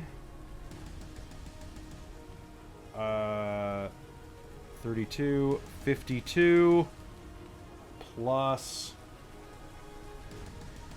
6. Yep, 42 plus 12. Pardon me, 52 plus 12. 64 points of damage with those 2 hits. Woo! Go forearms. And, yeah, she is going to take the axe directly in the chest, dropping to her knees. And I'm going to spend a hurt them more. Okay. And that is going to be 2 hits. As she screams in pain, she's going to lash out with her lightning sword. Cadamus and Scaefrum, you're each going to take 41 points of lightning damage as the lightning sword arcs through you both. And I'm down again. You're down again, and Cadamus. No, you're not, because I'm awake. And your reaction resets. You're at 1 hit point. Cadamus is going to activate Absorb Elements because he has spells now, motherfucker. And is going to take half of that. So he's only at minus 20, and is going to glower. Are you okay, old man? And Ogwyn, it's your turn.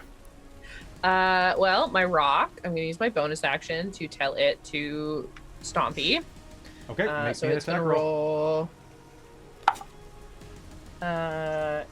20, dirty 20. That's a hit. Roll me damage. And a natural 17 plus 6. So There is another explosion. And that is 2d12. 1 and a 10. 11 plus 4 is 15. 15 damage. And then... All right, you are going to shatter that one. Oh, and then 9 from the little guy. 9 from the little guy. Well, would you like to direct the little guy at the big guy? No, I'm going to then direct the big guy to run off the cliff. Okay, how close is... Yeet. Just Superman. Yeet him. Yeet so yourself. What's its movement? 30? Oh, 30. Can it jump? Can it leap? No, it doesn't have legs, but it can definitely... I mean, it's magic, though. You know what? It'll teeter on the edge of the mountain on its turn. It'll teeter, and it'll totter. Can the little one punt it? If you know what? Because the little one, which was just some random rock, I'm going to say that the little one would have done no damage to the rock before because this thing the giant stone demolished it. So yes, I will say that the little one can boot it off the edge if you'd like. Yes! What was its attack roll? It rolled a 17 plus 6. Sounds fantastic. Would you like 23. to kill the effect on this one, on the big one, as it kicks it? yeah. Okay, sounds good. And what was its damage? I rolled a 7 plus 2. Okay, that is going to be 19 points of damage. It's going to begin falling down the hill. The next precipice is 80 feet down. So 1 moment, please. It will take half damage from this, but that is still 18, 22, 27 points of falling damage. And you will hear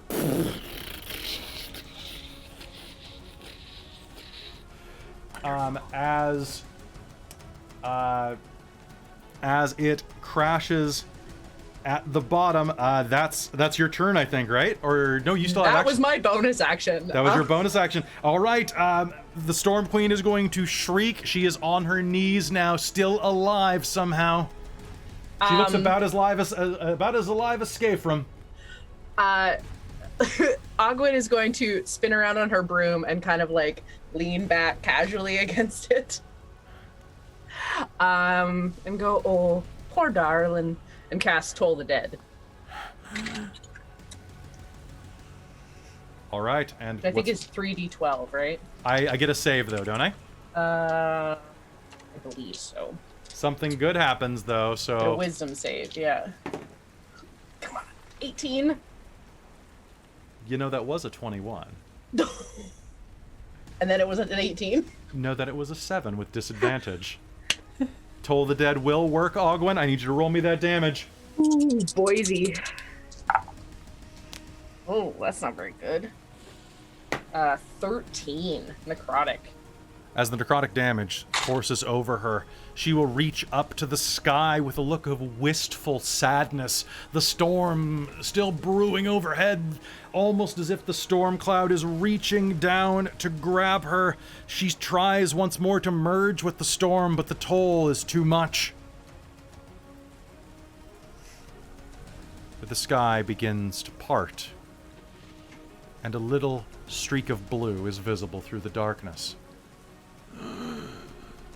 And she will collapse to the ground, defeated. Not entirely dead, still clinging on for dramatic purposes. But you are out of combat rounds. What is... Yeah, I was gonna say Malia needs to get the kill. Don't let me take that. The two dwarves that have caused so much bloodshed to her stand overhead, watching her intently. But then Cadamus turns and, keeping his great axe out, heads over to Skafram.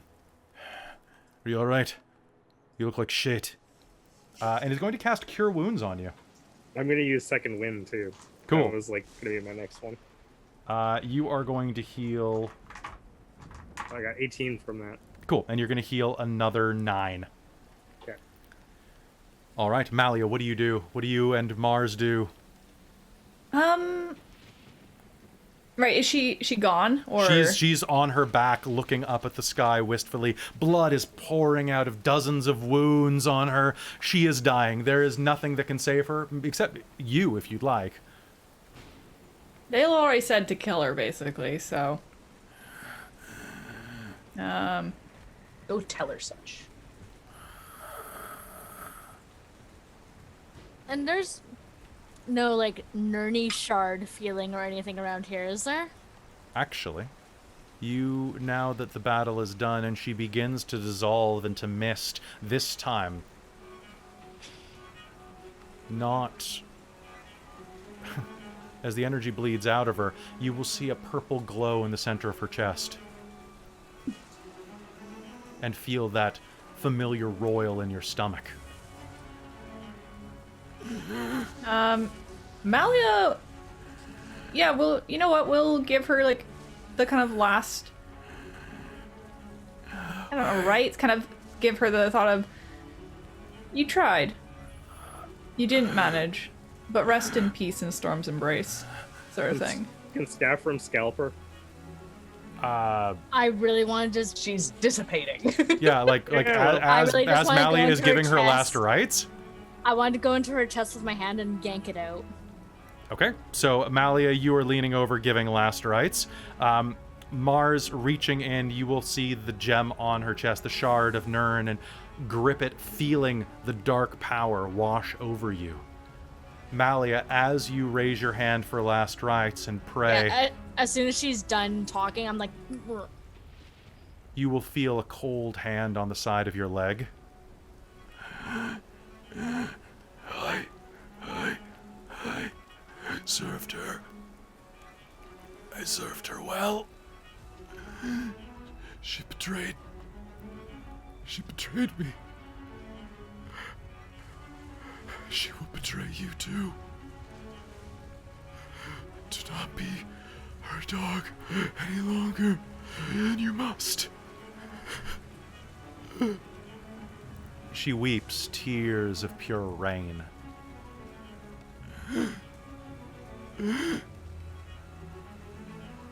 Do you say anything as she departs this world? In the very least, go in peace. Mally doesn't know what to say to that. That's a little odd. I'll go and watch as Malia. And then her eyes are glassy. Her hand drops from your leg limply onto the ground.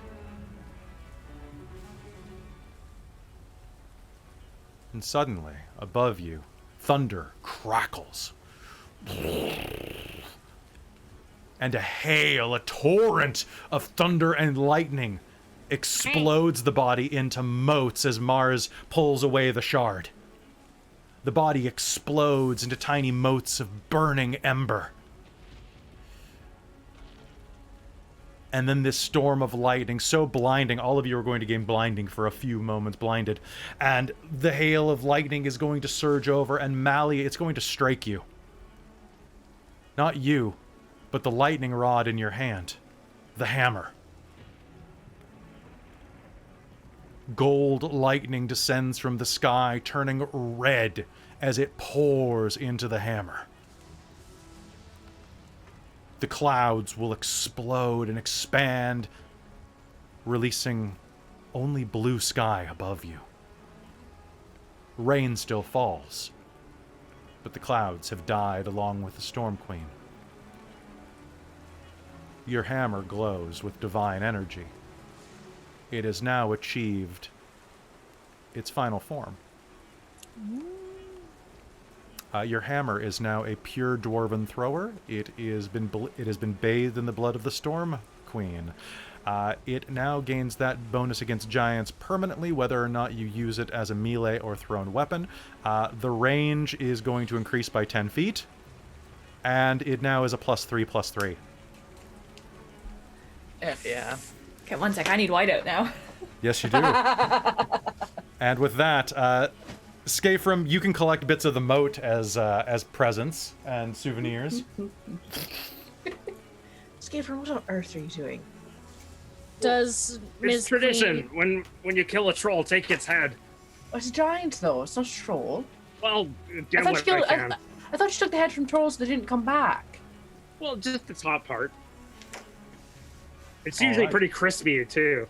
Mars, Is there anything she did them on left fire. from the corpse that wasn't completely blown to smithereens that I can take? Let's find out. Besides the Shard of Nyrn, you feel the small shard seal itself into the remainder of the crystal.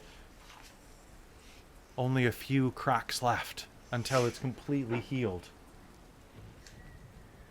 Mars, my dove, what's that? Fine. Ah, yours, huh? Your what? In the wreckage of the body. Oh, actually, no, How hurt is everybody else? actually, Mars, there is one thing laying in the center of the body that Oh, you yes. will see immediately. Mine. It's a platinum holy symbol of Vela, lovingly polished and cared for over centuries. Oh, how sad.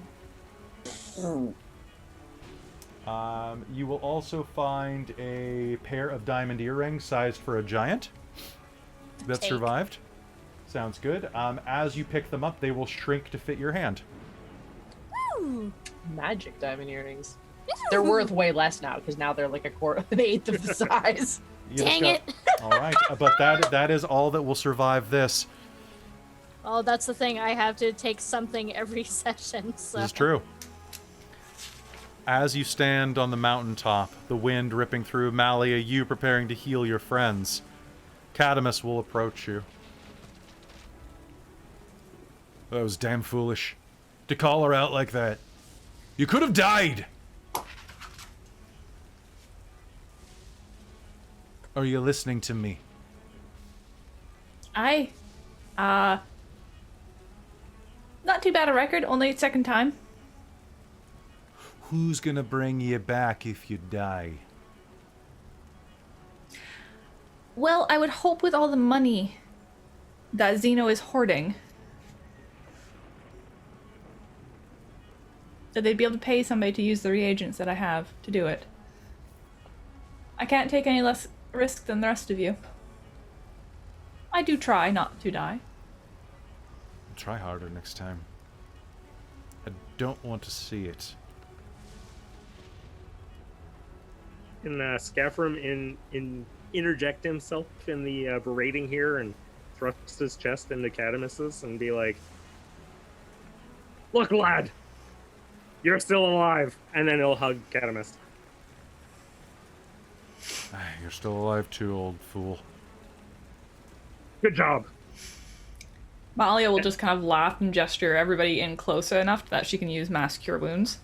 If she's gonna cure herself that way, she might as well spread it about in one fell swoop. All right, casting mass cure wounds takes a little while, doesn't it? No, it's an action. Okay. As you cast that, the sky overhead will break. And you will see pure blue sky over you. The rain stops falling. You survived. And how much does everyone heal? 24. 24. Perfect. Cadmus is a full So not again. a ton, but it takes more the than edge my off. max. That completely heals the amount that I halved earlier. So Nice. I am just glad that I've always rolled very well on Malia's HP, because that kept me up that long with 135. are you I'm- glad that Mars was kind of like part-time cleric this time to get you one? Yes. All right.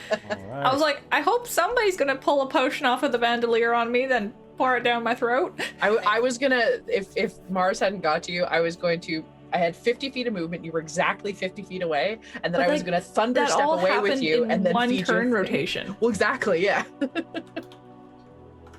All right, with that, you feel the healing energies pour over you as you call down Vela's light. And above you, the sky clears, the rain stops falling. And you all get the sense that a bit of peace has returned to Valimar. Where to next? Food. We'll find out after this quick break. Don't go But anywhere, it's folks. definitely food. It's definitely going to be It's food. We got to go to definitely get shawarma after this. All right, so with that, Tacos. folks, we're going to go take a quick break. Don't go anywhere. We'll be right back. And hello, Vorpal Tales. Thank you for rating us. Don't go anywhere. Thank you. You just missed a giant fight, literally. And Literally. so stay here for 5 minutes. We're going to come back and do a chat session with you, so you can chat with us and we'll interact and it'll be great. And I'll turn my fan up because it is balls hot in here. So hey, don't go anywhere. We'll be right back.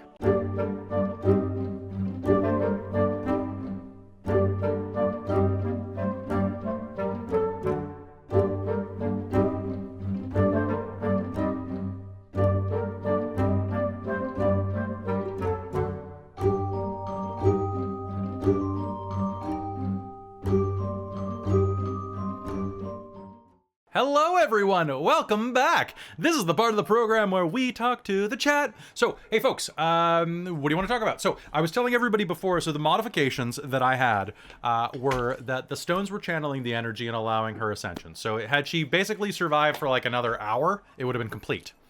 Until then, each of the 8 stones provided her a +1 AC and a 5 hit point per turn regeneration. Every time one of those went down, it lowered it, which I had so many sheets of paper out. Also, while the stones were erected, she could not drop below 1 hit point. So basically, that was her threshold. So she could still act, although progressively more and more weak.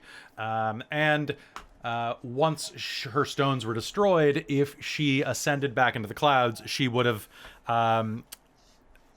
once the ritual circle was destroyed, she would have dissipated into the clouds and just become nothing. So that's why she didn't ascend again. In case anyone's like, why didn't she just go back into the clouds again? Well, for one, it costs 3 legendary actions to do that.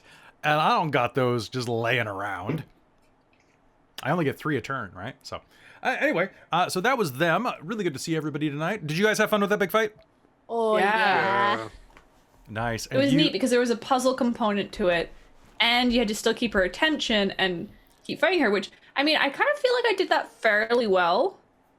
I think so too. Like I helped hold her attention while Ogwen and Mars went around, and like Cadmus went around fucking up the stones. It's true. Like, and I even managed to destroy Stone too at the same time. Mars did a ton of damage to them. She just didn't quite do enough at any given time to take one out in one hit. But like everybody did Story of my fantastically. Ogwen, that idea was really great. So Krista, I'm really looking forward to playing more D&D with you, because that is a dumb idea that was perfect. I mean, it wasn't dumb at all. It was brilliant, but it was like, Well, so now here's the thing. If we had time and like thought about it, I was gonna try and make some kind of shenanigans of someone that had stone shape to give it a mouth, and then I was gonna cast dragon breath on it, and then it was gonna have a cone of fire that does 3d6 fire damage. Guess who had stone shape I prepared? know you did, but I didn't. I was like, yeah, it'll be a waste of a turn at this point. That's fair. yeah, that's that. You were busy. That's was a prep thing. Yeah, Right before the fight starts. Surprise round. Dragon breath from a stone, bitch. Yeah, and I think that like I allowed Firebolt to do damage. I don't know if Dragon Breath would be magical fire, so sure. well, I at the time I kind of was thinking about that before I realized that, oh, okay, she's going to be a lot easier to defeat once the stones are gone. I was hoping it was just once the stones were out of position, but when it moved and it you were saying it still counted, I was like, oh, well then I'm not, because I was going to, after the stones were done, I was going to have it turn on her, but if it was still keeping her up, then it didn't That's look fair. so great. So I did enjoy that. I'm sad that you couldn't redeem her. I love that because Christine summoned Vela last game, it was one of those like, well, I guess we're killing. Yep. Bella gave pretty direct directions. Hey, can you go whack this guy for me? Yeah, like, yeah. It's almost like she's a vengeful god. No shit. She's I wonder awful if Dork good. gets along with her. Vengeful good. We're Vengeful- dwarves. The best Sure we can that's- do is pop them in the kneecap. Oh man, but here we go, killing again. Woo, woo, woo. So yeah, that was a lot of fun for me too. I really think that these type of combats, like big ones, have to have multiple components, and that you should cheat as a DM. Like, and what I mean by that is that like if you grab the book and you're like, this is a Storm Giant Quintessent. Don't use their actual stats. Like there are things in the future that you guys are going to fight, and this is something that Matt Colville talks about a lot. If you go watch any of his stuff, change the rules. Like be consistent. Like don't like just be like, oh well, this round it doesn't hurt them because I don't want it to. But like if you're fighting a like a magma monster, why shouldn't it have a 20-foot radius of fire? Like it's so hot that it burns you for trying to touch it. Like, why not? Right? Or, things like that are really cool and thematic and make your players do things besides, I hit it. One day I hope to actually fight something like, say, a magma monster in the open. Because the majority of my spells that would actually work there are open air only ones. See, and that didn't work It's a here point because in she was the immune sky. to lightning and thunder.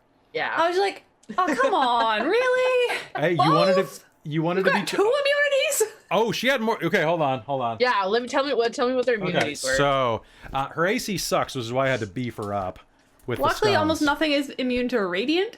So I was like, This is true. Yeah. Okay. So saving throws plus 14 strength, plus 10 con, plus 10 wisdom, plus 9 charisma. Jesus.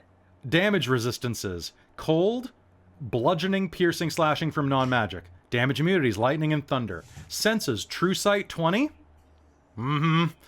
Passive perception 20. She can breathe air and water. Multi-attack: she makes 2 lightning sword attacks or uses the wind javelin twice. Wind javelin: when giant coalesces a javelin-like form and hurls into a creature it can see within 600 feet. Christ. Is a magic weapon and deals 19 or 3d6 plus 9 piercing to the target, striking unerringly. Oh, I didn't even have to roll. What am I doing? I rolled anyway. That's what I got a crit on. It's like, oh, I didn't even have to. Damn, that's what I get for not reading. Lightning Sword is the big one. Plus 14 to hit. 15-foot reach. 1 target. 40 average damage. 96 plus 9 lightning damage. Yeah, So the only way you wouldn't hit me with that is if you rolled 3 or under. Yeah. Yeah, it's an automatic hit sniper weapon. I love That's it. disgusting. One with the storms is when she ascends for 3 actions. Thunderbolt is 600 feet, hurl 4d10 thunder damage on a fail. And then Gust is 60 foot magical gust that... So really the only reason we managed to actually take her down was because Scaffram and I pissed her off enough that she focused on us and didn't hit Ogwyn and Mars. Yeah. Who would have Yes. gone down way harder, way quicker. And I only survived because I prepared to absorb elements. Yep, basically, right? And Malia stayed within 5 feet of me, which let me do all of my cheats. Yeah. So I was like, just lucky. and so like when I was building this character up, because the thing about her is her armor class is 12. So that was the one thing before game I didn't notice until I was doing my prep today, and I was flipping through and I'm like, oh crap. There is not a single character here that cannot hit with their primary attack on a 1 at this level. Right? Like given that Ogwyn's would probably be like a firebolt or something, right? Like you add like plus 11 or something like that Plus to your 10, yeah. Yeah, so you'd have to roll a 1 to miss. Mm-hmm. So on my melee and my throat I add 10. So that's why I was like, okay, well, I was going to have the stones do some cool things anyway. This means that I'm adding armor class into that. Because otherwise, what's the point of this fight? 1 round, she had like 260 hit points, but 1 round at like, what is that? Scaefram has 7 attacks. Cadamus, I forgot to even use Cadamus's action surge, but Cadamus has 4 attacks. Right, between that's 130 hit points if he hits on both great weapons and you hit on all yours, right? And it's just critting on 19s and 20s. So exactly right. Chance. So you gotta boost that up, right? Like you need to pump those numbers up. Those are rookie numbers. And then I had something else that I was going to use, but you guys did enough damage that I didn't want to waste I added a couple of extra legendary actions, so she could have summoned air elementals to help her. But the cost was too big. It was like 3 of her 3 legendary actions per round to summon one thing that you probably could have killed in a turn. So adding like fog was just as useful, right? And that only cost me a lair action, which, oh, by the way, lair actions are awful. Use them always and make them slightly worse than they actually are. Because if your adventurers are going into something's lair, you're going into their house to kill them. They should have the home field advantage, and it should be scary. They are fucking Kevin McAllister. They are. Yeah. And if they're a bronze dragon, they actually are. Yeah.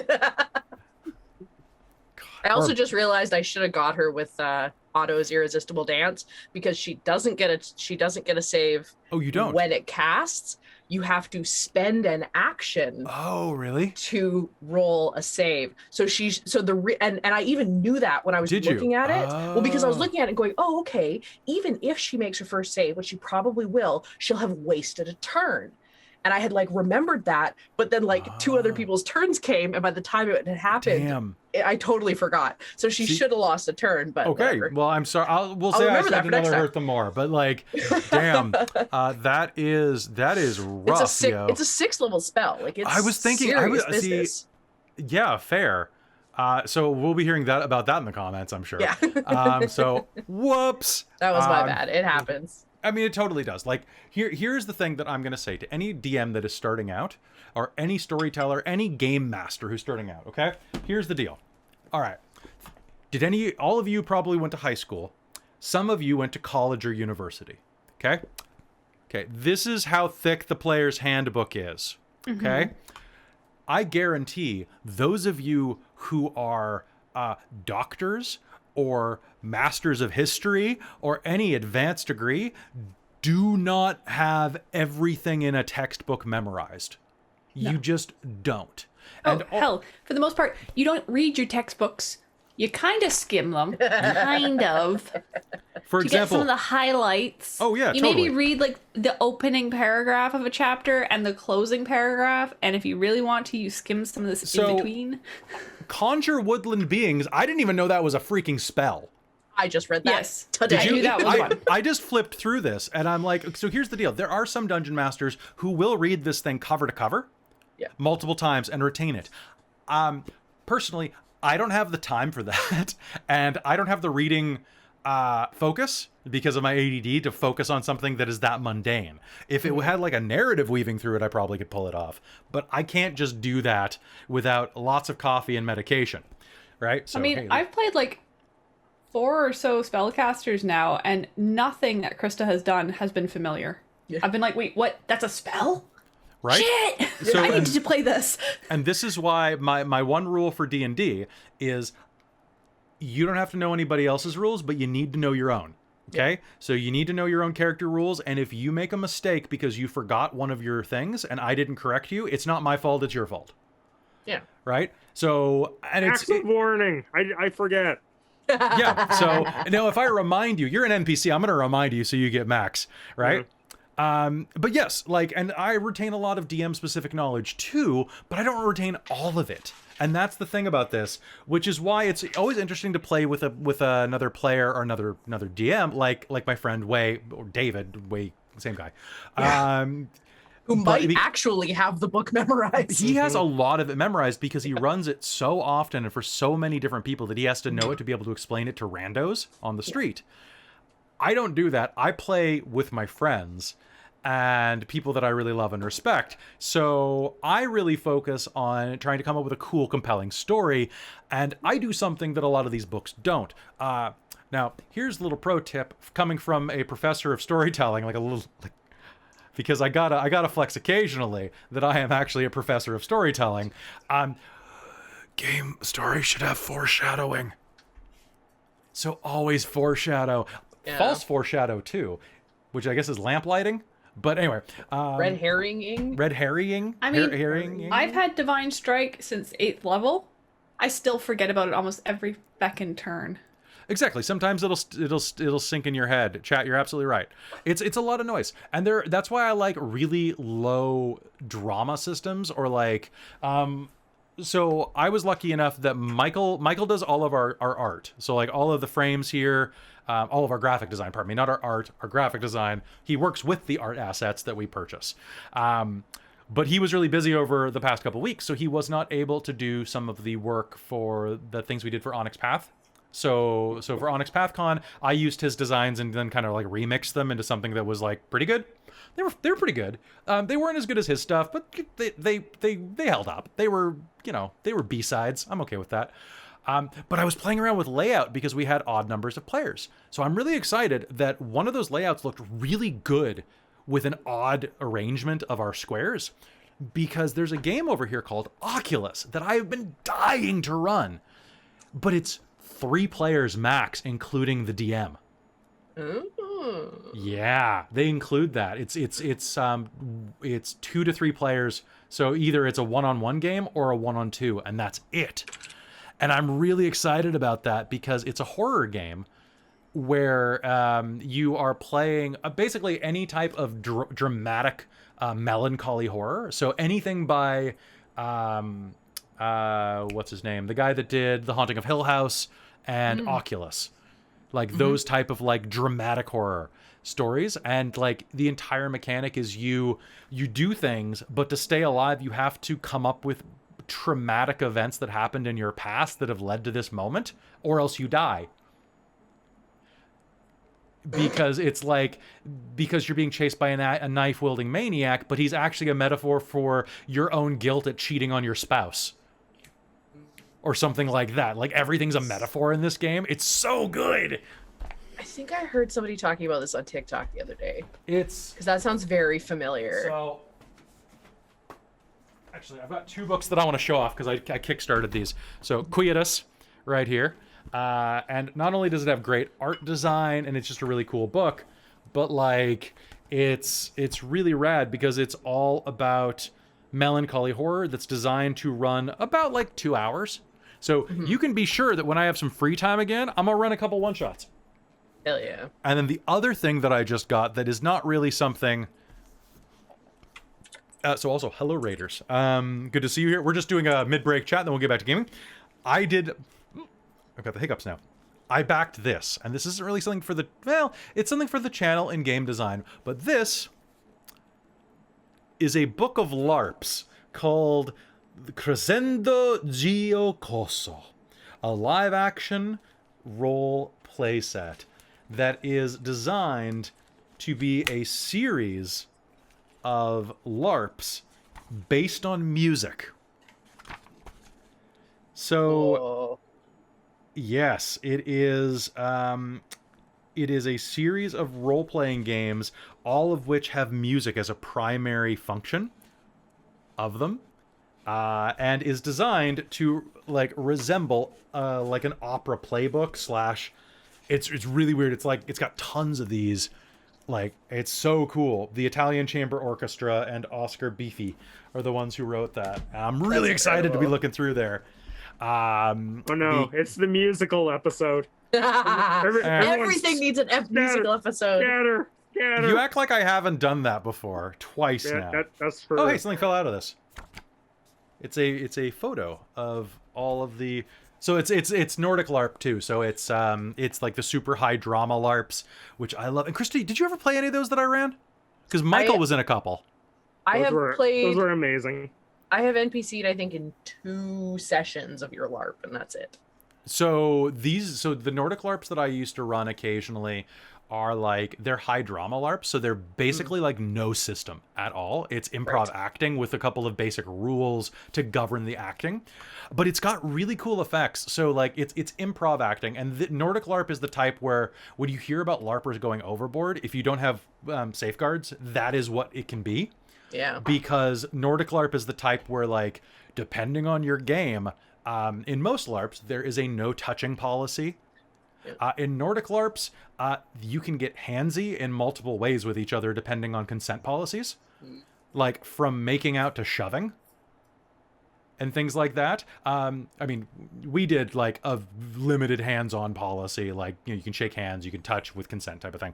But don't shove anybody. That's stupid. Someone falls and breaks an arm. No. But there are also other mechanics, like you're running a scene that's set at a dinner party, and the whole thing is that everyone has a secret that's supposed to come out by the end of game, and you're supposed to have all of these destined conflicts that you've drawn beforehand. Like, I'm going to pick a fight with Mike because he got a promotion that I wanted. Oh, okay. That I NPC'd at a big gathering for one of your mage LARPs, and we did that. Yes, where you had like I stole that mechanic from there. Yes. And my favorite mechanic from the entire thing that was called the bottle on the table. And the way that it works is you're all having drinks, you're all having fun. At some point, the storyteller or organizer, whatever you want to call them, walks by and casually puts a bottle on top of a table in clear view, which is to represent that, hey, the bottle's empty, y'all have been drinking, the nights are wearing on, we're entering the final act, do your stuff. It's the whole like, hey, we're all 2 bottles into the night, time to act even more dramatic. Hey baby, how's it going? You know what I wanted to tell you all night long? You're numero uno in my book. It's true. And By the way, that will be Scaffram when we celebrate afterwards. So. Oh, fabulous! So Soul, you're talking right now. When a LARP has an online component, it is an ARG. Sometimes, not always. When I ran Hunter Network Zero, that was an ARG, which is why I didn't run another one, because everything that I was thinking of was mildly illegal, and I was like, and also a little Jared Leto, and I'm like, Ooh. Right? You don't go Leto, and I have that instinct where I pull back from that. It's nice. So we're gonna head back to game in about 5 minutes, but in the meanwhile, thank you for the follow. And are there any questions that we can quickly answer, or anything that you'd like to talk about? Anybody here? Any people we're waiting? I'm wearing my fun shirt. Nice. Mine has a cool dragon, but it's actually a metal shirt. I'm not wearing Nice. anything cool. ARG means either alter reality game or augmented reality game, depending on how you are. It basically means a game that plays with the nature of what reality is. I have a book on them in the next room, actually, called This Is Not a Game, that is supposed to teach you how to do them. 30 Seconds to Mars, yeah, whatever. I like that Run D&D shirt. Who will win a drinking match in the group for the victory? Probably Cadamus. I'm going to put my money on Cadamus. I'll double that. But who would be the most fun, though? We know Cadamus is a good dancer, so I'm going to say Cadamus. Damn it. I mean, why? I don't know. Are you going to seduce Mally's Cadamus? won You want, a lot you of want these forearms? drinking contests This is true. already. Oh, it's going to be between the dwarves for sure. It's going to be, well, For sure, and for sure. Ogwyn was a dwarf. Ogwyn was a dwarf, but she's currently a half elf, or no, human. She's currently human. So She's currently human. So, folks, I'm gonna say something real quick while I'm waiting for any chat bits to roll in. So this is the part of the program where I let you know that I really appreciate you being here. If this is your first time here, please, what band is on my T-shirt? So this is just D&D. It's supposed to be Run DMC, but it's Run D&D because. And I think they were talking to you though, Kristen. Krista. me, So many Chris's. this is. Let's see if I can turn around in this space. It's a Blind Guardian, Oh, okay, nice. proper D&D metal music. So, folks, if this is your first time here and you like what we do, we run D&D and a ton of other games right now, like 6 nights a week. So, coming soon, nothing tomorrow because Thursday is my night off. I get one. Actually, I get 2 this week. It's really nice. Well, you know it's tomorrow, watching Loki. We're going to watch Loki finally because I keep getting little popcorn spoilers for it, and it's really pissing me off.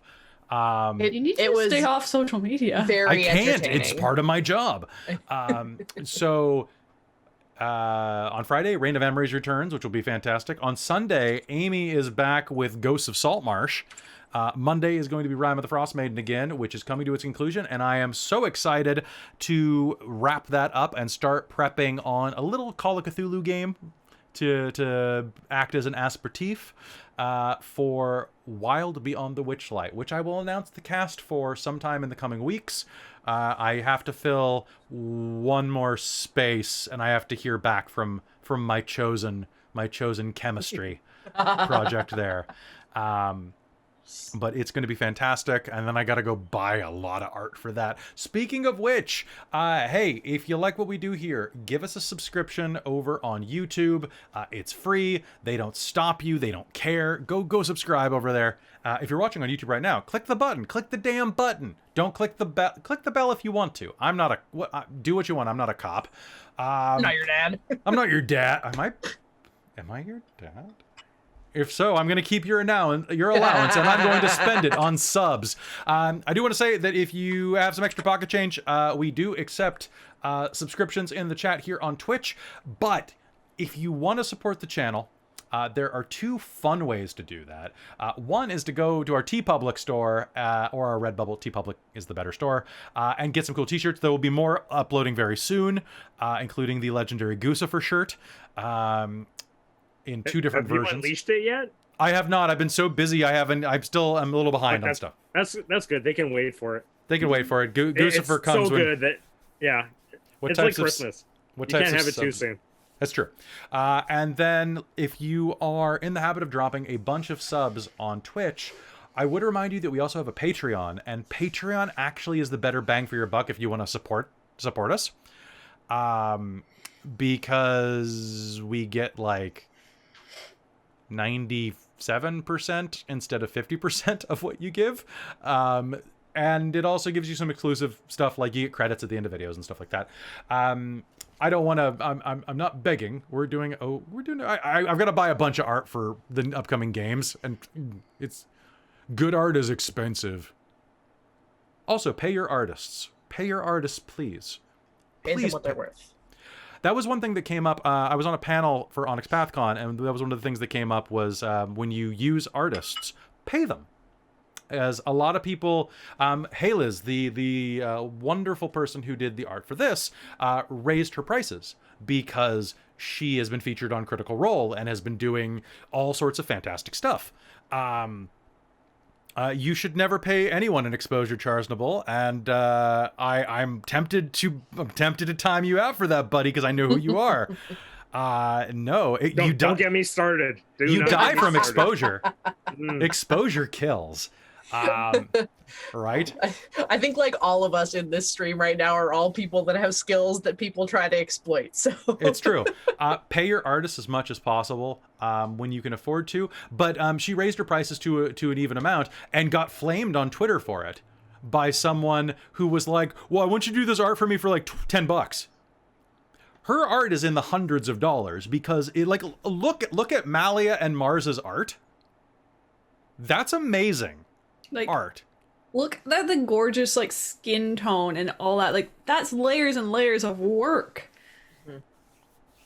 But like pay your artists because they're worth it. Because remember, you're not paying for the time it took them to draw it. You're paying for the time it took for them to gain those skills and learn to do it too. Okay, and sometimes that's a lot of school. That's a lot. Like, how long did it take you to become a graphic designer, Mike? That was like how much school was that for you before just like all of your own training and like practice? Well, I kind of cheated because I actually kind of finagled the government to pay for all my schooling for me. So I did like a year of full-time, nonstop of intense training, which was amazing. I actually went to learn how to do 3D animation. So I came this close to working for EA, and now knowing how EA is working. Dude, me too. I was a final contestant for an editing job for them. Yeah, I almost became like one of their environmental designers, but not quite. you ever change your mind, let me know. I have a name. And then I went and started working for a sign shop, and here I am 17 years later of actual practical real world experience. So my virtual stuff isn't virtual, it is real. Yeah, it's true. And- If you go anywhere around this city, you'll see Mike's designs everywhere. They're at my work. Yeah, mine too. And, you know, I really enjoy doing it, and getting into doing stuff for Dork Tales has been me going back to my original roots of virtual stuff, and it's been nothing but joy. So I'm happy because you're affordable. I am. But I always overpay from what you ask for. That's true. I That is also like so true. It's great. He's like, buy me a beer, and I bring him 12. Yep. I can also bring you the weirdest stuff too. It's always my guarantee. Did you drink the peanut butter one? That was one of the first ones to go. It was amazing. Was it good? I almost wish. Oh, I dude, almost wish really? I had a peanut butter and jam sandwich at the time when I was eating. Because that thing was like Drinking it was a peanut butter porter, I think it was, or a peanut butter stout. Yeah. Mhm. It was the thing I grabbed on the way out when I was like, why not? It's like $3 or so. It was like $3.50 for that. Like it was the like cheap one. drinking a peanut butter sandwich. Oh, you have to send me what that was, because holy hell. Yeah, I'll take a look. I always try to bring interesting stuff. So, folks, we're gonna hop back into game right now. We love you very much. Go check out the Patreon if you can. If you can't, it's fine. You're not gonna miss out on anything. But I will say that the Patreon also gets like the extra cool announcements and stuff. So, I am working on a couple of side projects that I'm very, very excited to share with all of you soon. Kel, we'll talk. But also, if you are new here, come join our Discord community because we like chatting with you and it'd be good to see you. So join our Discord. Yes, side projects. I still have to name that production company because it can't be Dork Tales because Dork Tales is a different production studio. And I want to do a separate Patreon for this. No, that's at Discord, you fool. Discord. There we go. All right. Yes. Join our Second Discord. gen gamer. I've done the same thing. What? Brewed beer and some cider? No, I brought it for Kel because Kel knitted my absolutely lovely blue sweater that I wear as Claudette in Reign of Emeries. So yes, I paid for it in cider. I know. I suffer with so many knitted projects. It's true. So worst. real quick, just so that I can make sure that it is stated. Very cunning, Mike. Very cunning. So, next week is probably going to be the reunion episode for Shards of Nyrn where the party gets back together. But on Tuesday, I'm getting my second shot because Canada's slow on the uptake. So I will let y'all know if I'm taking the day off or not, because right now we're doing a coin toss. I got Pfizer on the first round. I might get Pfizer or Moderna on the second go because they're mixing and matching now. So what I said the other night is false. You are not sticking with one. They are mixing and matching. Yike. Right, and if I get Moderna, I think it might knock me the hell out for a few days. So You got it pretty did to knocked me. flat for like the first one. Like not horribly, but that first day you were flat out for a bit there.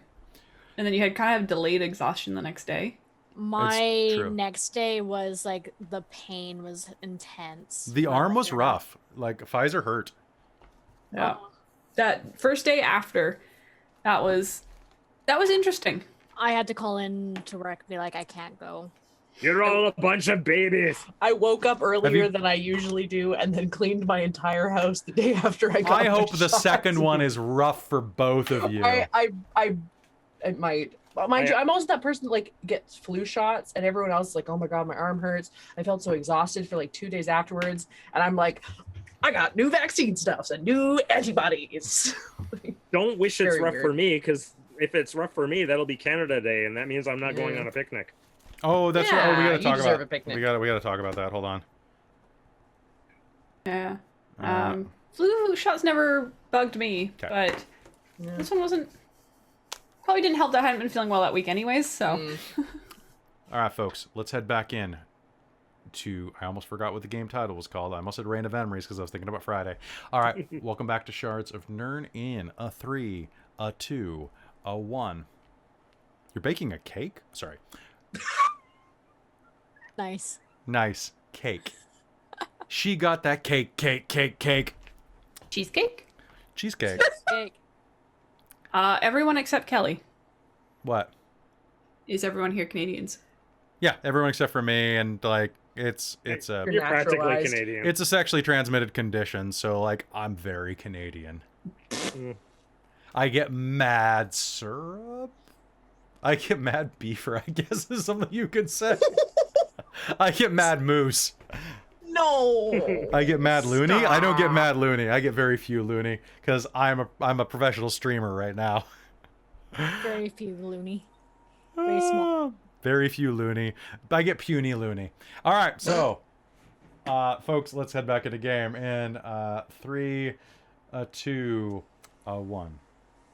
Hello and welcome back to Shards of Nyrn here on Dork Tales. Your glasses clink together as you find yourself in a lovely little bar and tea house down in the city of Aratea. Having taken a few moments to compose yourselves, I believe Ogwen has a teleportation circle. Do. So- Yeah, like ritual cast, I think. You reappear back in the capital city of Valimar and immediately go to celebrate. Your glasses clink together. Cheers! Cheers.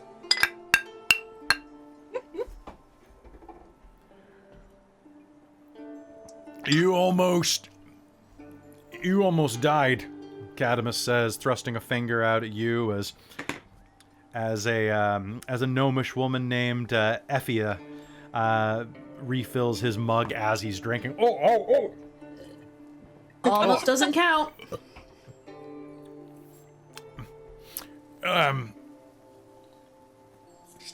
All right. Close only counts in horseshoes and fireballs. Maybe.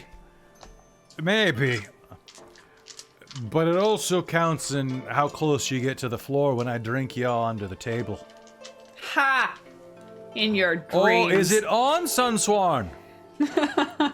I think that I can probably best you. Pull up your boots and try. You've not done it yet. I don't even need boots to take you. I'm eating. All right, what are we rolling off for We're this? rolling a con save, and we're gonna do it just straight. You would be rolling with advantage, but so would he. So, unless you want to roll with advantage, and so will he. Can I cast Bless on Malia? Yes, you may. Yes, you may. Stealth. When that have add? Bless a D4. Okay. Is that on every roll? Yeah. Okay, let me check his stats real And quick. I cast them without slots because I have your true name, so I can do this all night, baby. Oh, really? Yep. That's the onomancy. Okay, so Because this I is a have her true save. name. Okay, what do you got? 27. All right, another round, another round. Come on, old man, are you getting in on this? No, I'm going back for some more food. I haven't eaten this good in months. Grab me another one of those little meat bun things. Absolutely, right away. Says your waiter, who is an incredibly attractive water genasi. Who We're probably familiar. yeah, Because I'm here, from here, right? yeah, you're from here, so that's Umbri. Umbri, thank you, darling. Lovely. They usually go by they. They're absolutely genderqueer, and they mostly alternate between. You know what they are? They're a demi-boy. Wonderful. So they alternate between he and they whenever they feel like it. They're literally gender fluid. What am I doing? They're water genasi. Ungendered fluid. It's mostly all fluid. It's mostly just the fluid. fluid. Very little gender in there. But I will say, very handsome. You know what we're gonna say? We're gonna say a very moist Brendan Urie. Ooh. Wonderful. Anything else I can get for you? Another Green hair, kind of just. Hold on, I got this. I can do the Brendan Urie. Hold on. There we go. Just got to get it. Oh, It's like a wave. what was that wine I had about a couple of weeks ago? There weren't many bottles left, but I'm hoping there is. The Chateau du Blanc? That one, yes. Of course, One the of one that those. came out of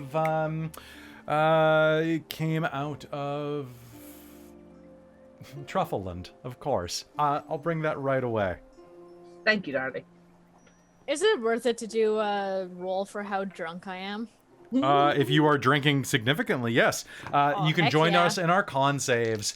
All right, this Celebratory. time you're going down, Sunsworn.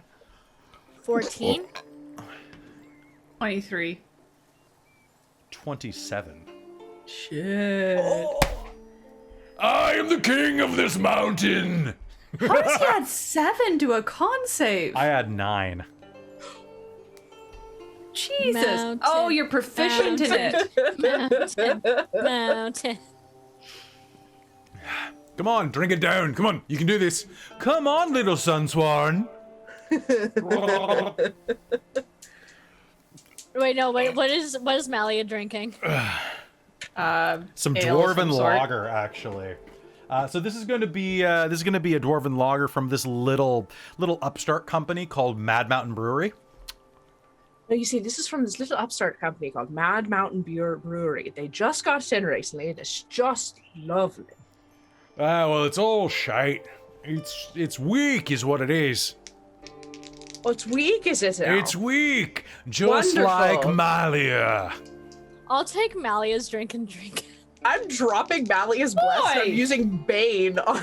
I love it. Okay, Winter, do me a favor. Roll Yeah. a con save with disadvantage. Sweet. This is what I want. This is how I want to end today. Okay, so that was going to be a 25? 25? 9. And that is now a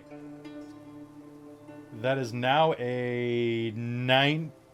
Hold on, math works. 22. It is now a 22. It was going to be a way higher. I rolled a 9, so. Not 20.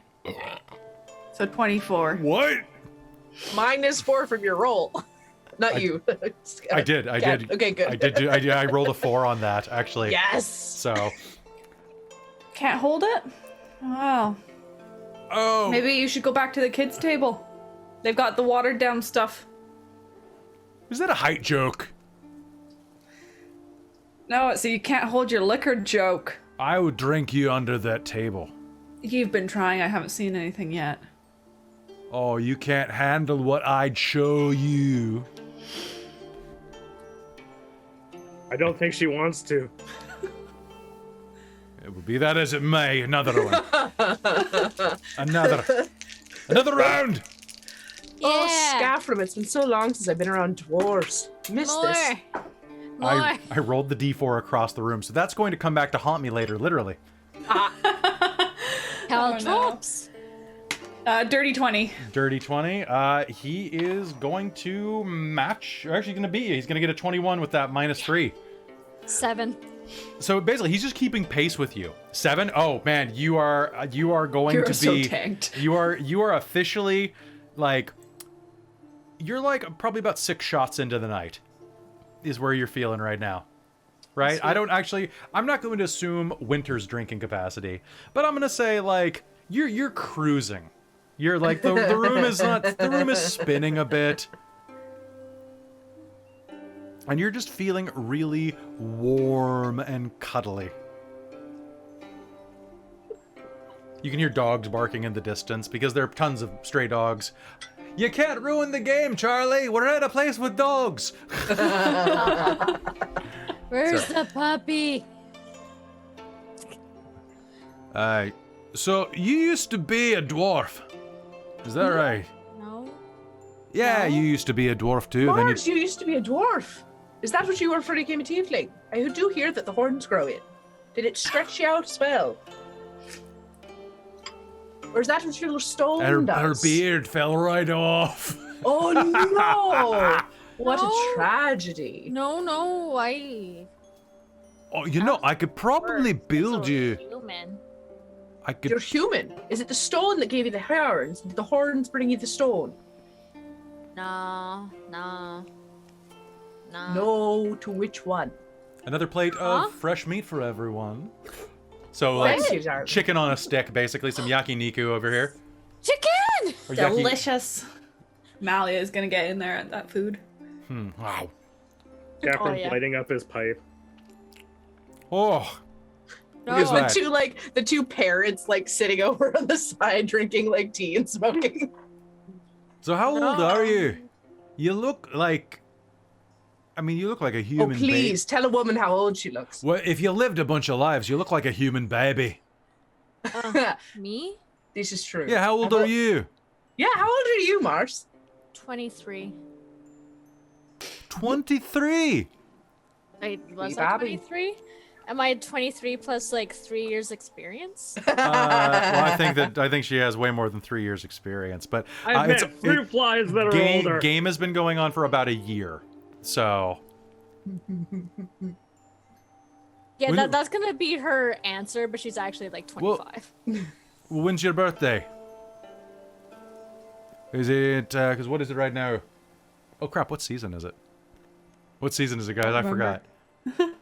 So it was winter when you went through. It was early winter when you went through Steep Hollow, and then you had a 3-month time jump. So I guess yeah, it's like autumn now. She seems like an autumn baby. Yeah. I was like, I don't know, I think my birthday was last week. Oh goodness, darling!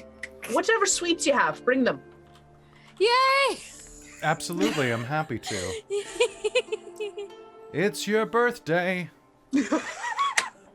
Here is a birthday song. It's your No. birthday. you have a Everyone, hat? sing along. It's your birthday. Hats remind me of Farah. I miss Farah. Oh, who's she'll- fair? Farrah's, Breaks out his drum and starts drumming along with the song. it's your birthday. She's a Umbri is singing dragon. this. Yeah, it's And we're gonna bring you cake. It's your birthday. Farah's a dragon. there's oh, Any you have a wishes dragon for friend. you to take? She's a sorceress. Flips a gold to Umbri. Thank you very much. Here. And we'll set down a sizzling cake no, in front come of you. back. No, come Oh, back. of course. Yes, what can I bring you? And he'll drop down to his knees next to you. What can I bring you? You're so pretty. Oh, well, thank you very much. Is there anything I can give you for your birthday? Scafford takes a long pull on his pipe and Lord while he's waiting for the answer. Do you have a gift for me for my birthday? Say yes! Of course I do. What kind of thing would you Snack like? Scaffram. I like surprises. All right, well, Say yes. shut your eyes. Whack.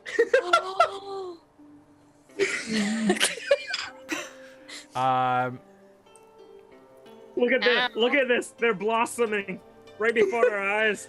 Well, And now if the other two could figure it out. They're gonna pass a look around the table at you and just kind of give you a thumbs up, like a. Yeah. And Allie will kind of do the if you want to. She'll like it. You know what? Because he understands that consent is important. You are, Mars, as you have your eyes covered, you are going to feel a soft pressure on your rather pouty lips, and a single cherry is going to slowly work its way between your lips into your mouth, with the barest bit of a fingertip trailing behind it and pulling your lip down. Because that is not as creepy as a kiss. Oh, I like not at that. all. That's a I actually very don't think it anime quite moment. is though, right? Like it's Yeah. like it's on the borderline, but it's like a full kiss feels more invasive to me. Yeah. No, she's gonna like open her eyes and then like fall back in her chair. Off the stool. Oh, precious bean. Gaffram's gonna elbow Ogwin and say, "Let's order some dessert." More dessert? Sounds good. I'll have to get, so please order as And much she's as laughing super hard on the floor. order as much as you can. I get off in an hour, so I won't be here. Allie will kind of kick Mars a little bit. I won't be here all Chill. night. Thank you, darling. It has to be lovely. Sorry, Kelly. He is going to not blushing would look kind of weird on a Genasi, so we'll say that he is going bubbles. he's going to bubble. Aw. They will seafoam. bubble, and I'll bring you our specialty: meat buns, sweet buns, and these buns. Bring you right. See you in a second. And he's gonna sashay up, and to be fair, he does look like he's stashed a pair of buns on him, like a couple of meat The buns. whole table just kind of goes, I've seen better. oh, Is that please Cadmus? tell me where. Yeah, I've seen better. Oh, yeah, in the spa with Zeno? Zeno doesn't have an arse. Who's Zeno? Gaffram puts two meat buns on the table. Zeno Here, is give him these. Zeno's a chicken. I mean, as far as I'm aware, he was the only one you'd gotten naked with. there Go were other on. men in the pool as well, but like, No, go on. That will Maybe. just send Mars into hysterics, rolling on the floor. now look. Hold on, I gotta do a drunk check. How courage. I don't remember any of the other men in that spa looking particularly stacked compared to Zeno. Oh, really?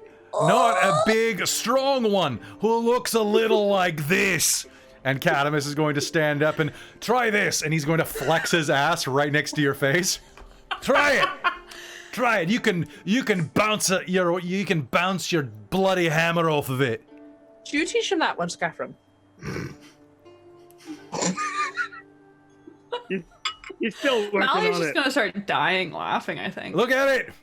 This is God, he spent the too much time ass of around the Zeno. mountain.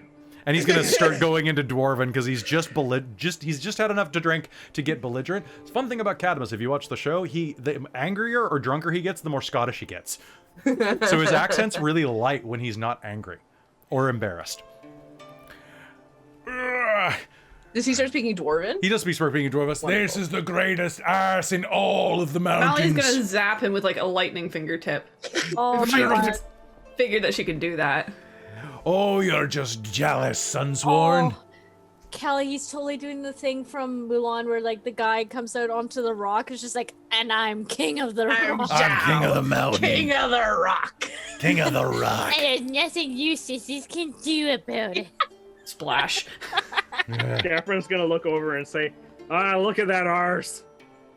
biggest arse I've seen in town. Aye, that's right, the biggest arse. I am the greatest and biggest arse. Huge arse. I am a Absolute huge arse. arse. A complete arse. Oh, I've never got seen the such an complete arse. Malia will kind of nod and agree. See, finally I got her to agree about my arse. Complete and utter idiot. What? Oh, thanks for the drinks. And the gnome will return. Ifuea will return with your drinks again. Malia All is highly, highly entertained by Scaffram. another drink. She's gonna start asking him about stories.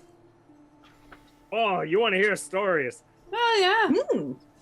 Oh, tell them one about those. It was there was the one troll, but then there was another one, but then there was not the other. I can't remember it. Do tell.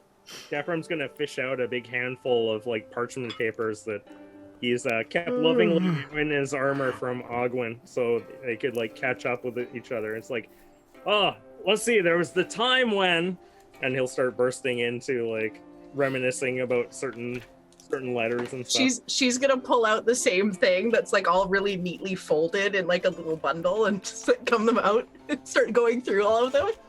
They're like laying them out on the tables. He's just gonna have a gush moment where it's like, oh.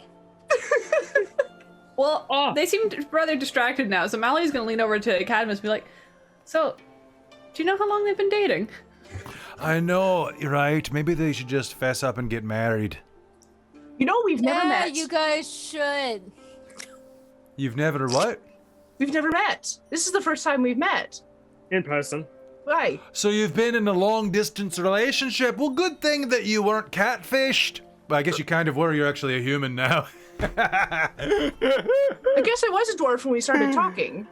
I don't know if I mentioned I was a dwarf, though. Did I mention I was a dwarf? You can tell in the handwriting. I don't know. Well, let's take a look. She'll pull out, like, from his letters, like, some old ones and, like, lay them out. And, like, how different is it? Oh, you even catch the sketch I sent. I was a half-elf when I sent this. Were you sending spicy photos, spicy sketches? With the security of this land's mail system, absolutely not. Male, female, it doesn't matter. You just whatever. That's what message is for. Can you? I can cast that. I can make that. Malia's like, "Shit, what have you done?" What? Is it She all? wasn't gonna Do be you receiving send those. that? I mean, but if you can't send it back, do you just send another one where you're like, I showed you my message, please respond. Like, what do you do for that? That's when you need to turn into a wizard and learn sending. Why would anyone want to turn into a wizard? No offense. Excuse you? I know you're a witch. It's different. Well, my training's in wizardry.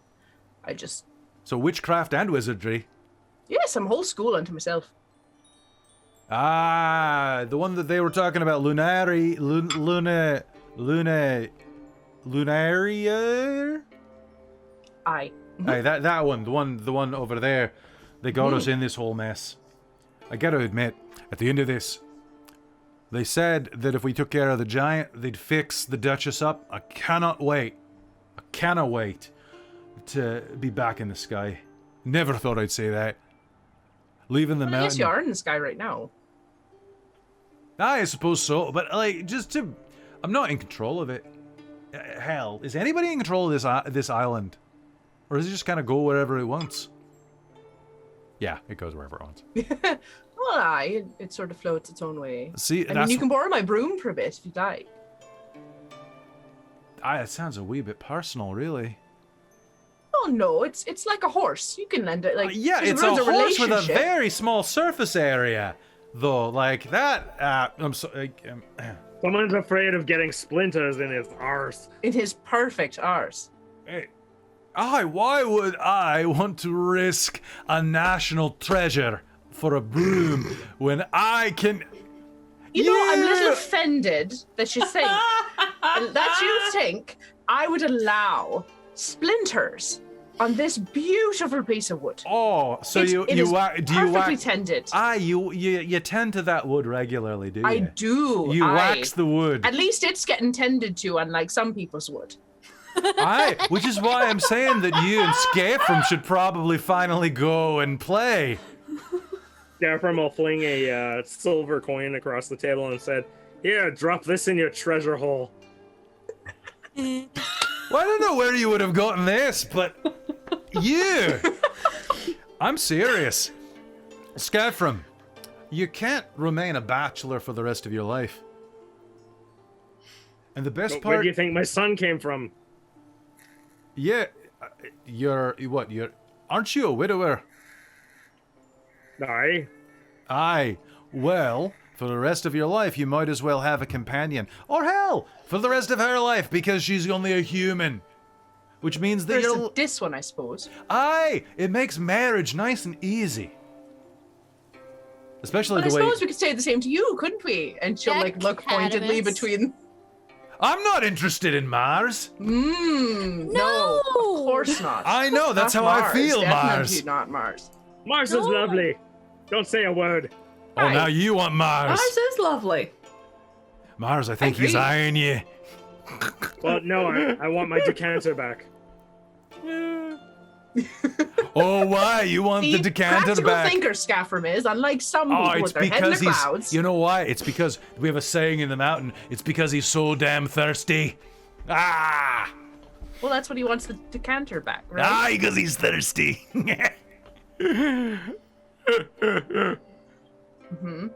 Of course, Cadmus. You know what? You should have another ale. You know what I should do? I should have I should have a wee piss, actually. So I'll be back because I'm going to go give one instead of constantly taking one from this so-and-so. He's going to say, giving you the once-over, Scafram. Scafram's gonna bang out the remnants of his pipe onto the dinner plate. You still here? Even old men like you deserve to be happy. Think about it. Go take a piss. Stop thinking about me holding my little man. Stop talking about you holding your little man. Just go do it. Well, at least someone's holding it. All right, so he will head over. He will head to the latrine to go take a leak, and at that point, Umbree's going to come back with another round of food, and is going to just—it's going to be a full spread of desserts, more meat, some potato dishes, a spiral potato, a rotato, one might say, which is a specialty of this land, and is going to. Is there anything else I can do for you while I'm here?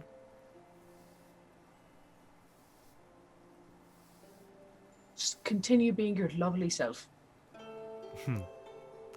Well, you're foreigners here, aren't you? Umbree says, looking at Mars and Malia. I mean, yes. If either of you would want, I'd be happy to show you around the city. It gets quite lovely around sunset, which we're just going to be achieving very soon. We're going for a walk? Would you like to go for a walk? I have to meet my, I have to meet my partner. And, I would absolutely love to show you around in the meanwhile. Malia, can I go for a walk? Well, I would like to insight real quick just to be absolutely sure that this is what I think it is. Sure, go give me an insight roll. Even their relationship is fluid. That is going to be a dirty 20. Dirty 20? Yeah, this is an offer that you should probably refuse. Like, that you personally should probably refuse. But that Mars would probably like a lot. Mars is down to clown. Okay? Oh yeah, Mars, go for it. Have a good time. Love walks. So Here, have some more cake. Sober up a little. As soon as you finish your cake. Oh, whoa. Oh, you've got some on your mouth. Hold still. And he'll reach over and just clean the whipped cream off of your mouth with his ring finger. And as they do that to you, can you make me a con save? Yeah. With advantage? Actually, pardon me, not with advantage, with Just with a +4. with a +4. So just whatever I roll Con save +4. Yep.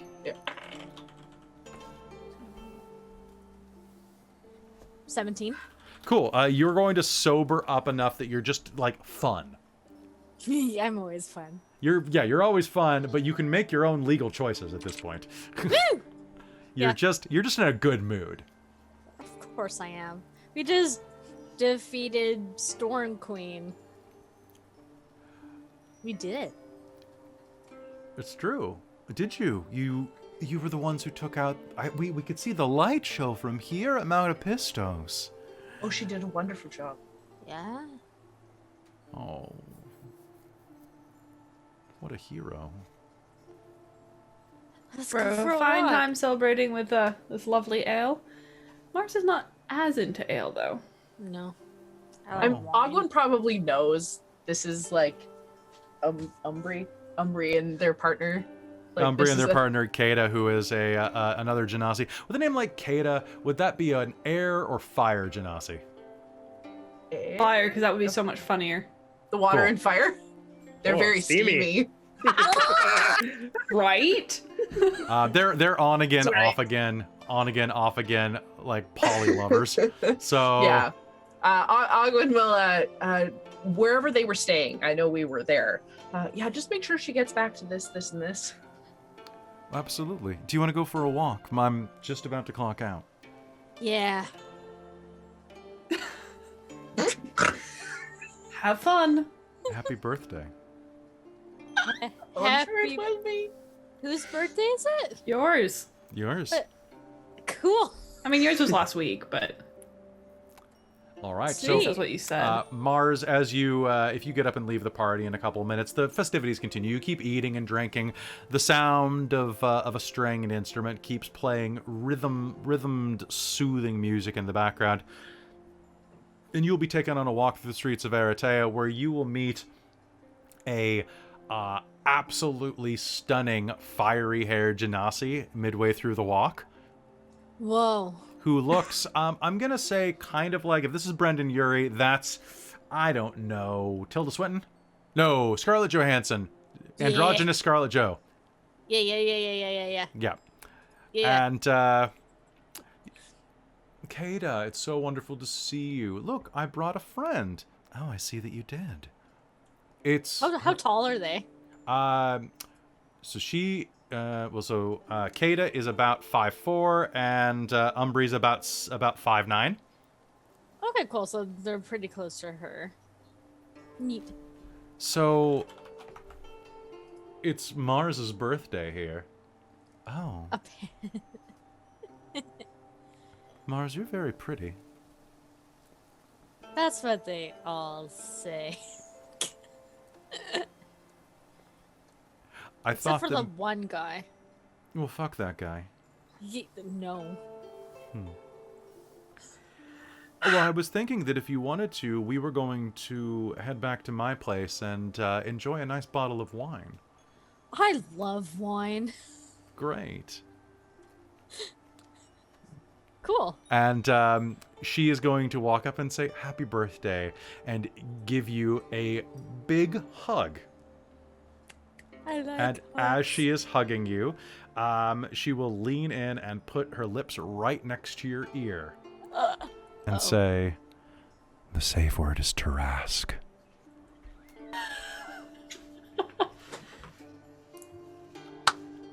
And then she'll give it a little nibble. I think Bear Murder definitely taught you that one. The safe word is Tarask. And as that, I you miss Thorn. you Much better two than are pineapple. going to... You can go find him again. He's in tons of games. You are going to go have your fun night if you wish. At the very Sounds least, good. you're going to have great wine and probably watch them have a great night because they're fine being watched. And But it's just like I think- popcorn. yeah, I think that's how it... Honestly, hold on. They'll roll with advantage. Netflix and chill. They got Mark, you had double popcorn. 15s. See, if it had been an air elemental and a water elemental, it would have been in chill. So this is more like in grill. So this is... Yeah. Hold on, I'm out of focus. I'm out of focus in-game and out of game. Hold on. There we Oh, go. sorry. Streamo and grill. Streamo and grill. Thank you. All right, back at the restaurant. It becomes just the four of you as Mars is off enjoying whatever part of the evening is there. And,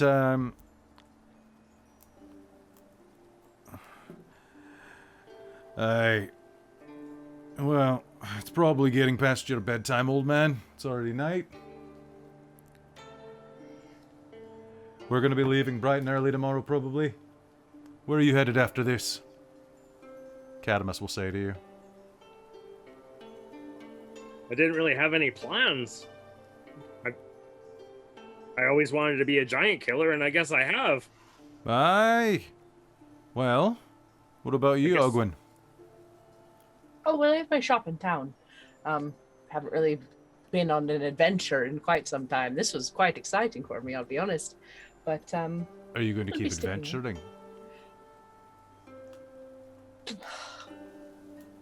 You know, Scaife, you've always been pretty good with numbers, ain't you? Nah, but you are a people person. You do it right well at a shop. I bet you could sell scales to a kobold.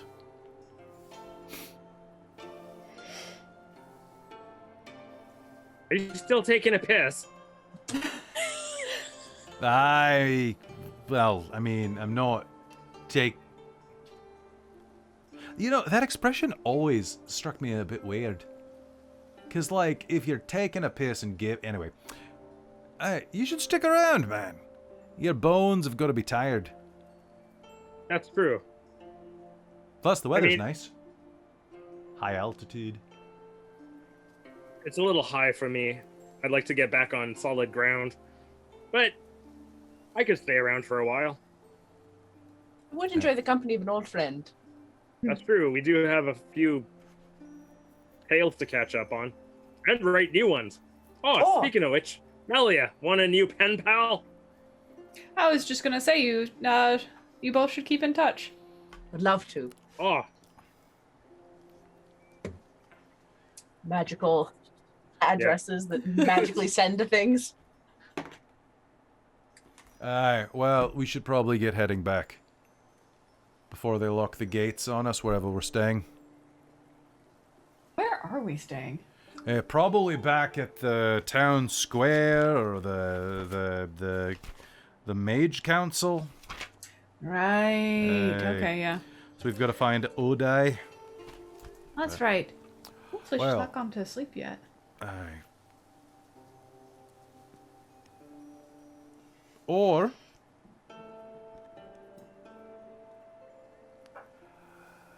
this place looks like it's getting a little quiet. Well, Cleric Sunsworn. Seems to me like a city like this would have a few more pubs in it. Perhaps we could see if we could do a bit of a crawl, you and I I. believe you may be correct. So many tables to drink you under. So little time. Only in your dreams. You know what? Sometimes dreams come true, lass. Sometimes dreams come true. Shall we? I think it'll be you under the table. You know what? You'll bring me back to life. This is true. Shall we? She'll haul him up. That way. All right, let's hit the bars. Scaefrum, don't die before the next time I see you, old man. You've got a lot of life left in you. oh, don't worry. I promise I'll attend your funeral. I don't doubt it. It's good to see you.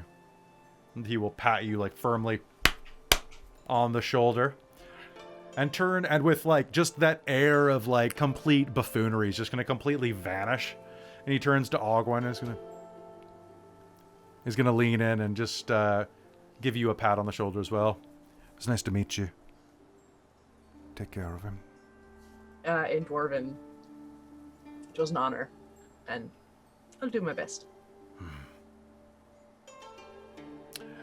All right. And do me a favor, both of you. Pray for the cleric. And he's going to leer and smile at Malia. I don't think she much needs it, do you? Not really. It's lovely to meet you, dear. All right. Is Malia going to say her goodbyes?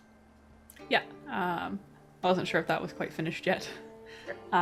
Malia is also going to lean in and kind of like do the clasped forearms thing. And give Ogwyn and Skafram both thumps on the shoulder. And Vela's light. Stay with you. Ogwyn fully pulls you into a hug. All right. She'll kind of jerk forward a little bit. Ogwyn has to lean down for that. Yeah, exactly. Well, she's sitting. She just didn't stand Ah. up. She just pulls you in.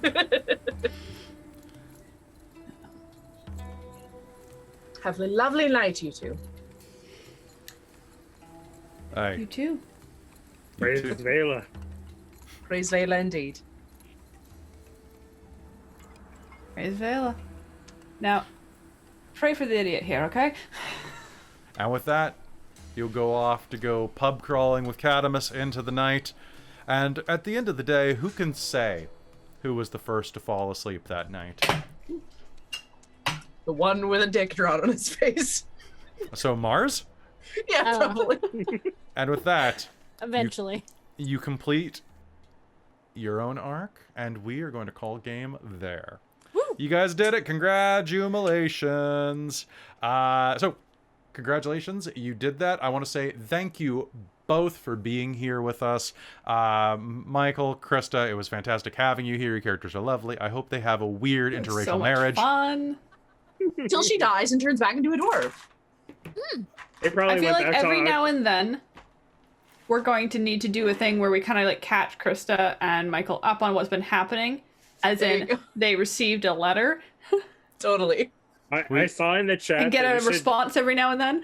Hmm. I saw in the chat that they want to see all the NPCs from this little arc all combined for just a one-off. Okay, I'll do that during Extra Life. How's that? I was gonna say we Cool. should do that as an extra life run. That would Yep. be entertaining. That I would be would love entertaining. that. I would love to Because do that. it was Chris and Chris And and Oh, Robin. So, and you know definitely, yeah. Robin will be down for that. oh yeah. So, that's going to be it for us tonight, folks. I hope that you enjoyed that adventure.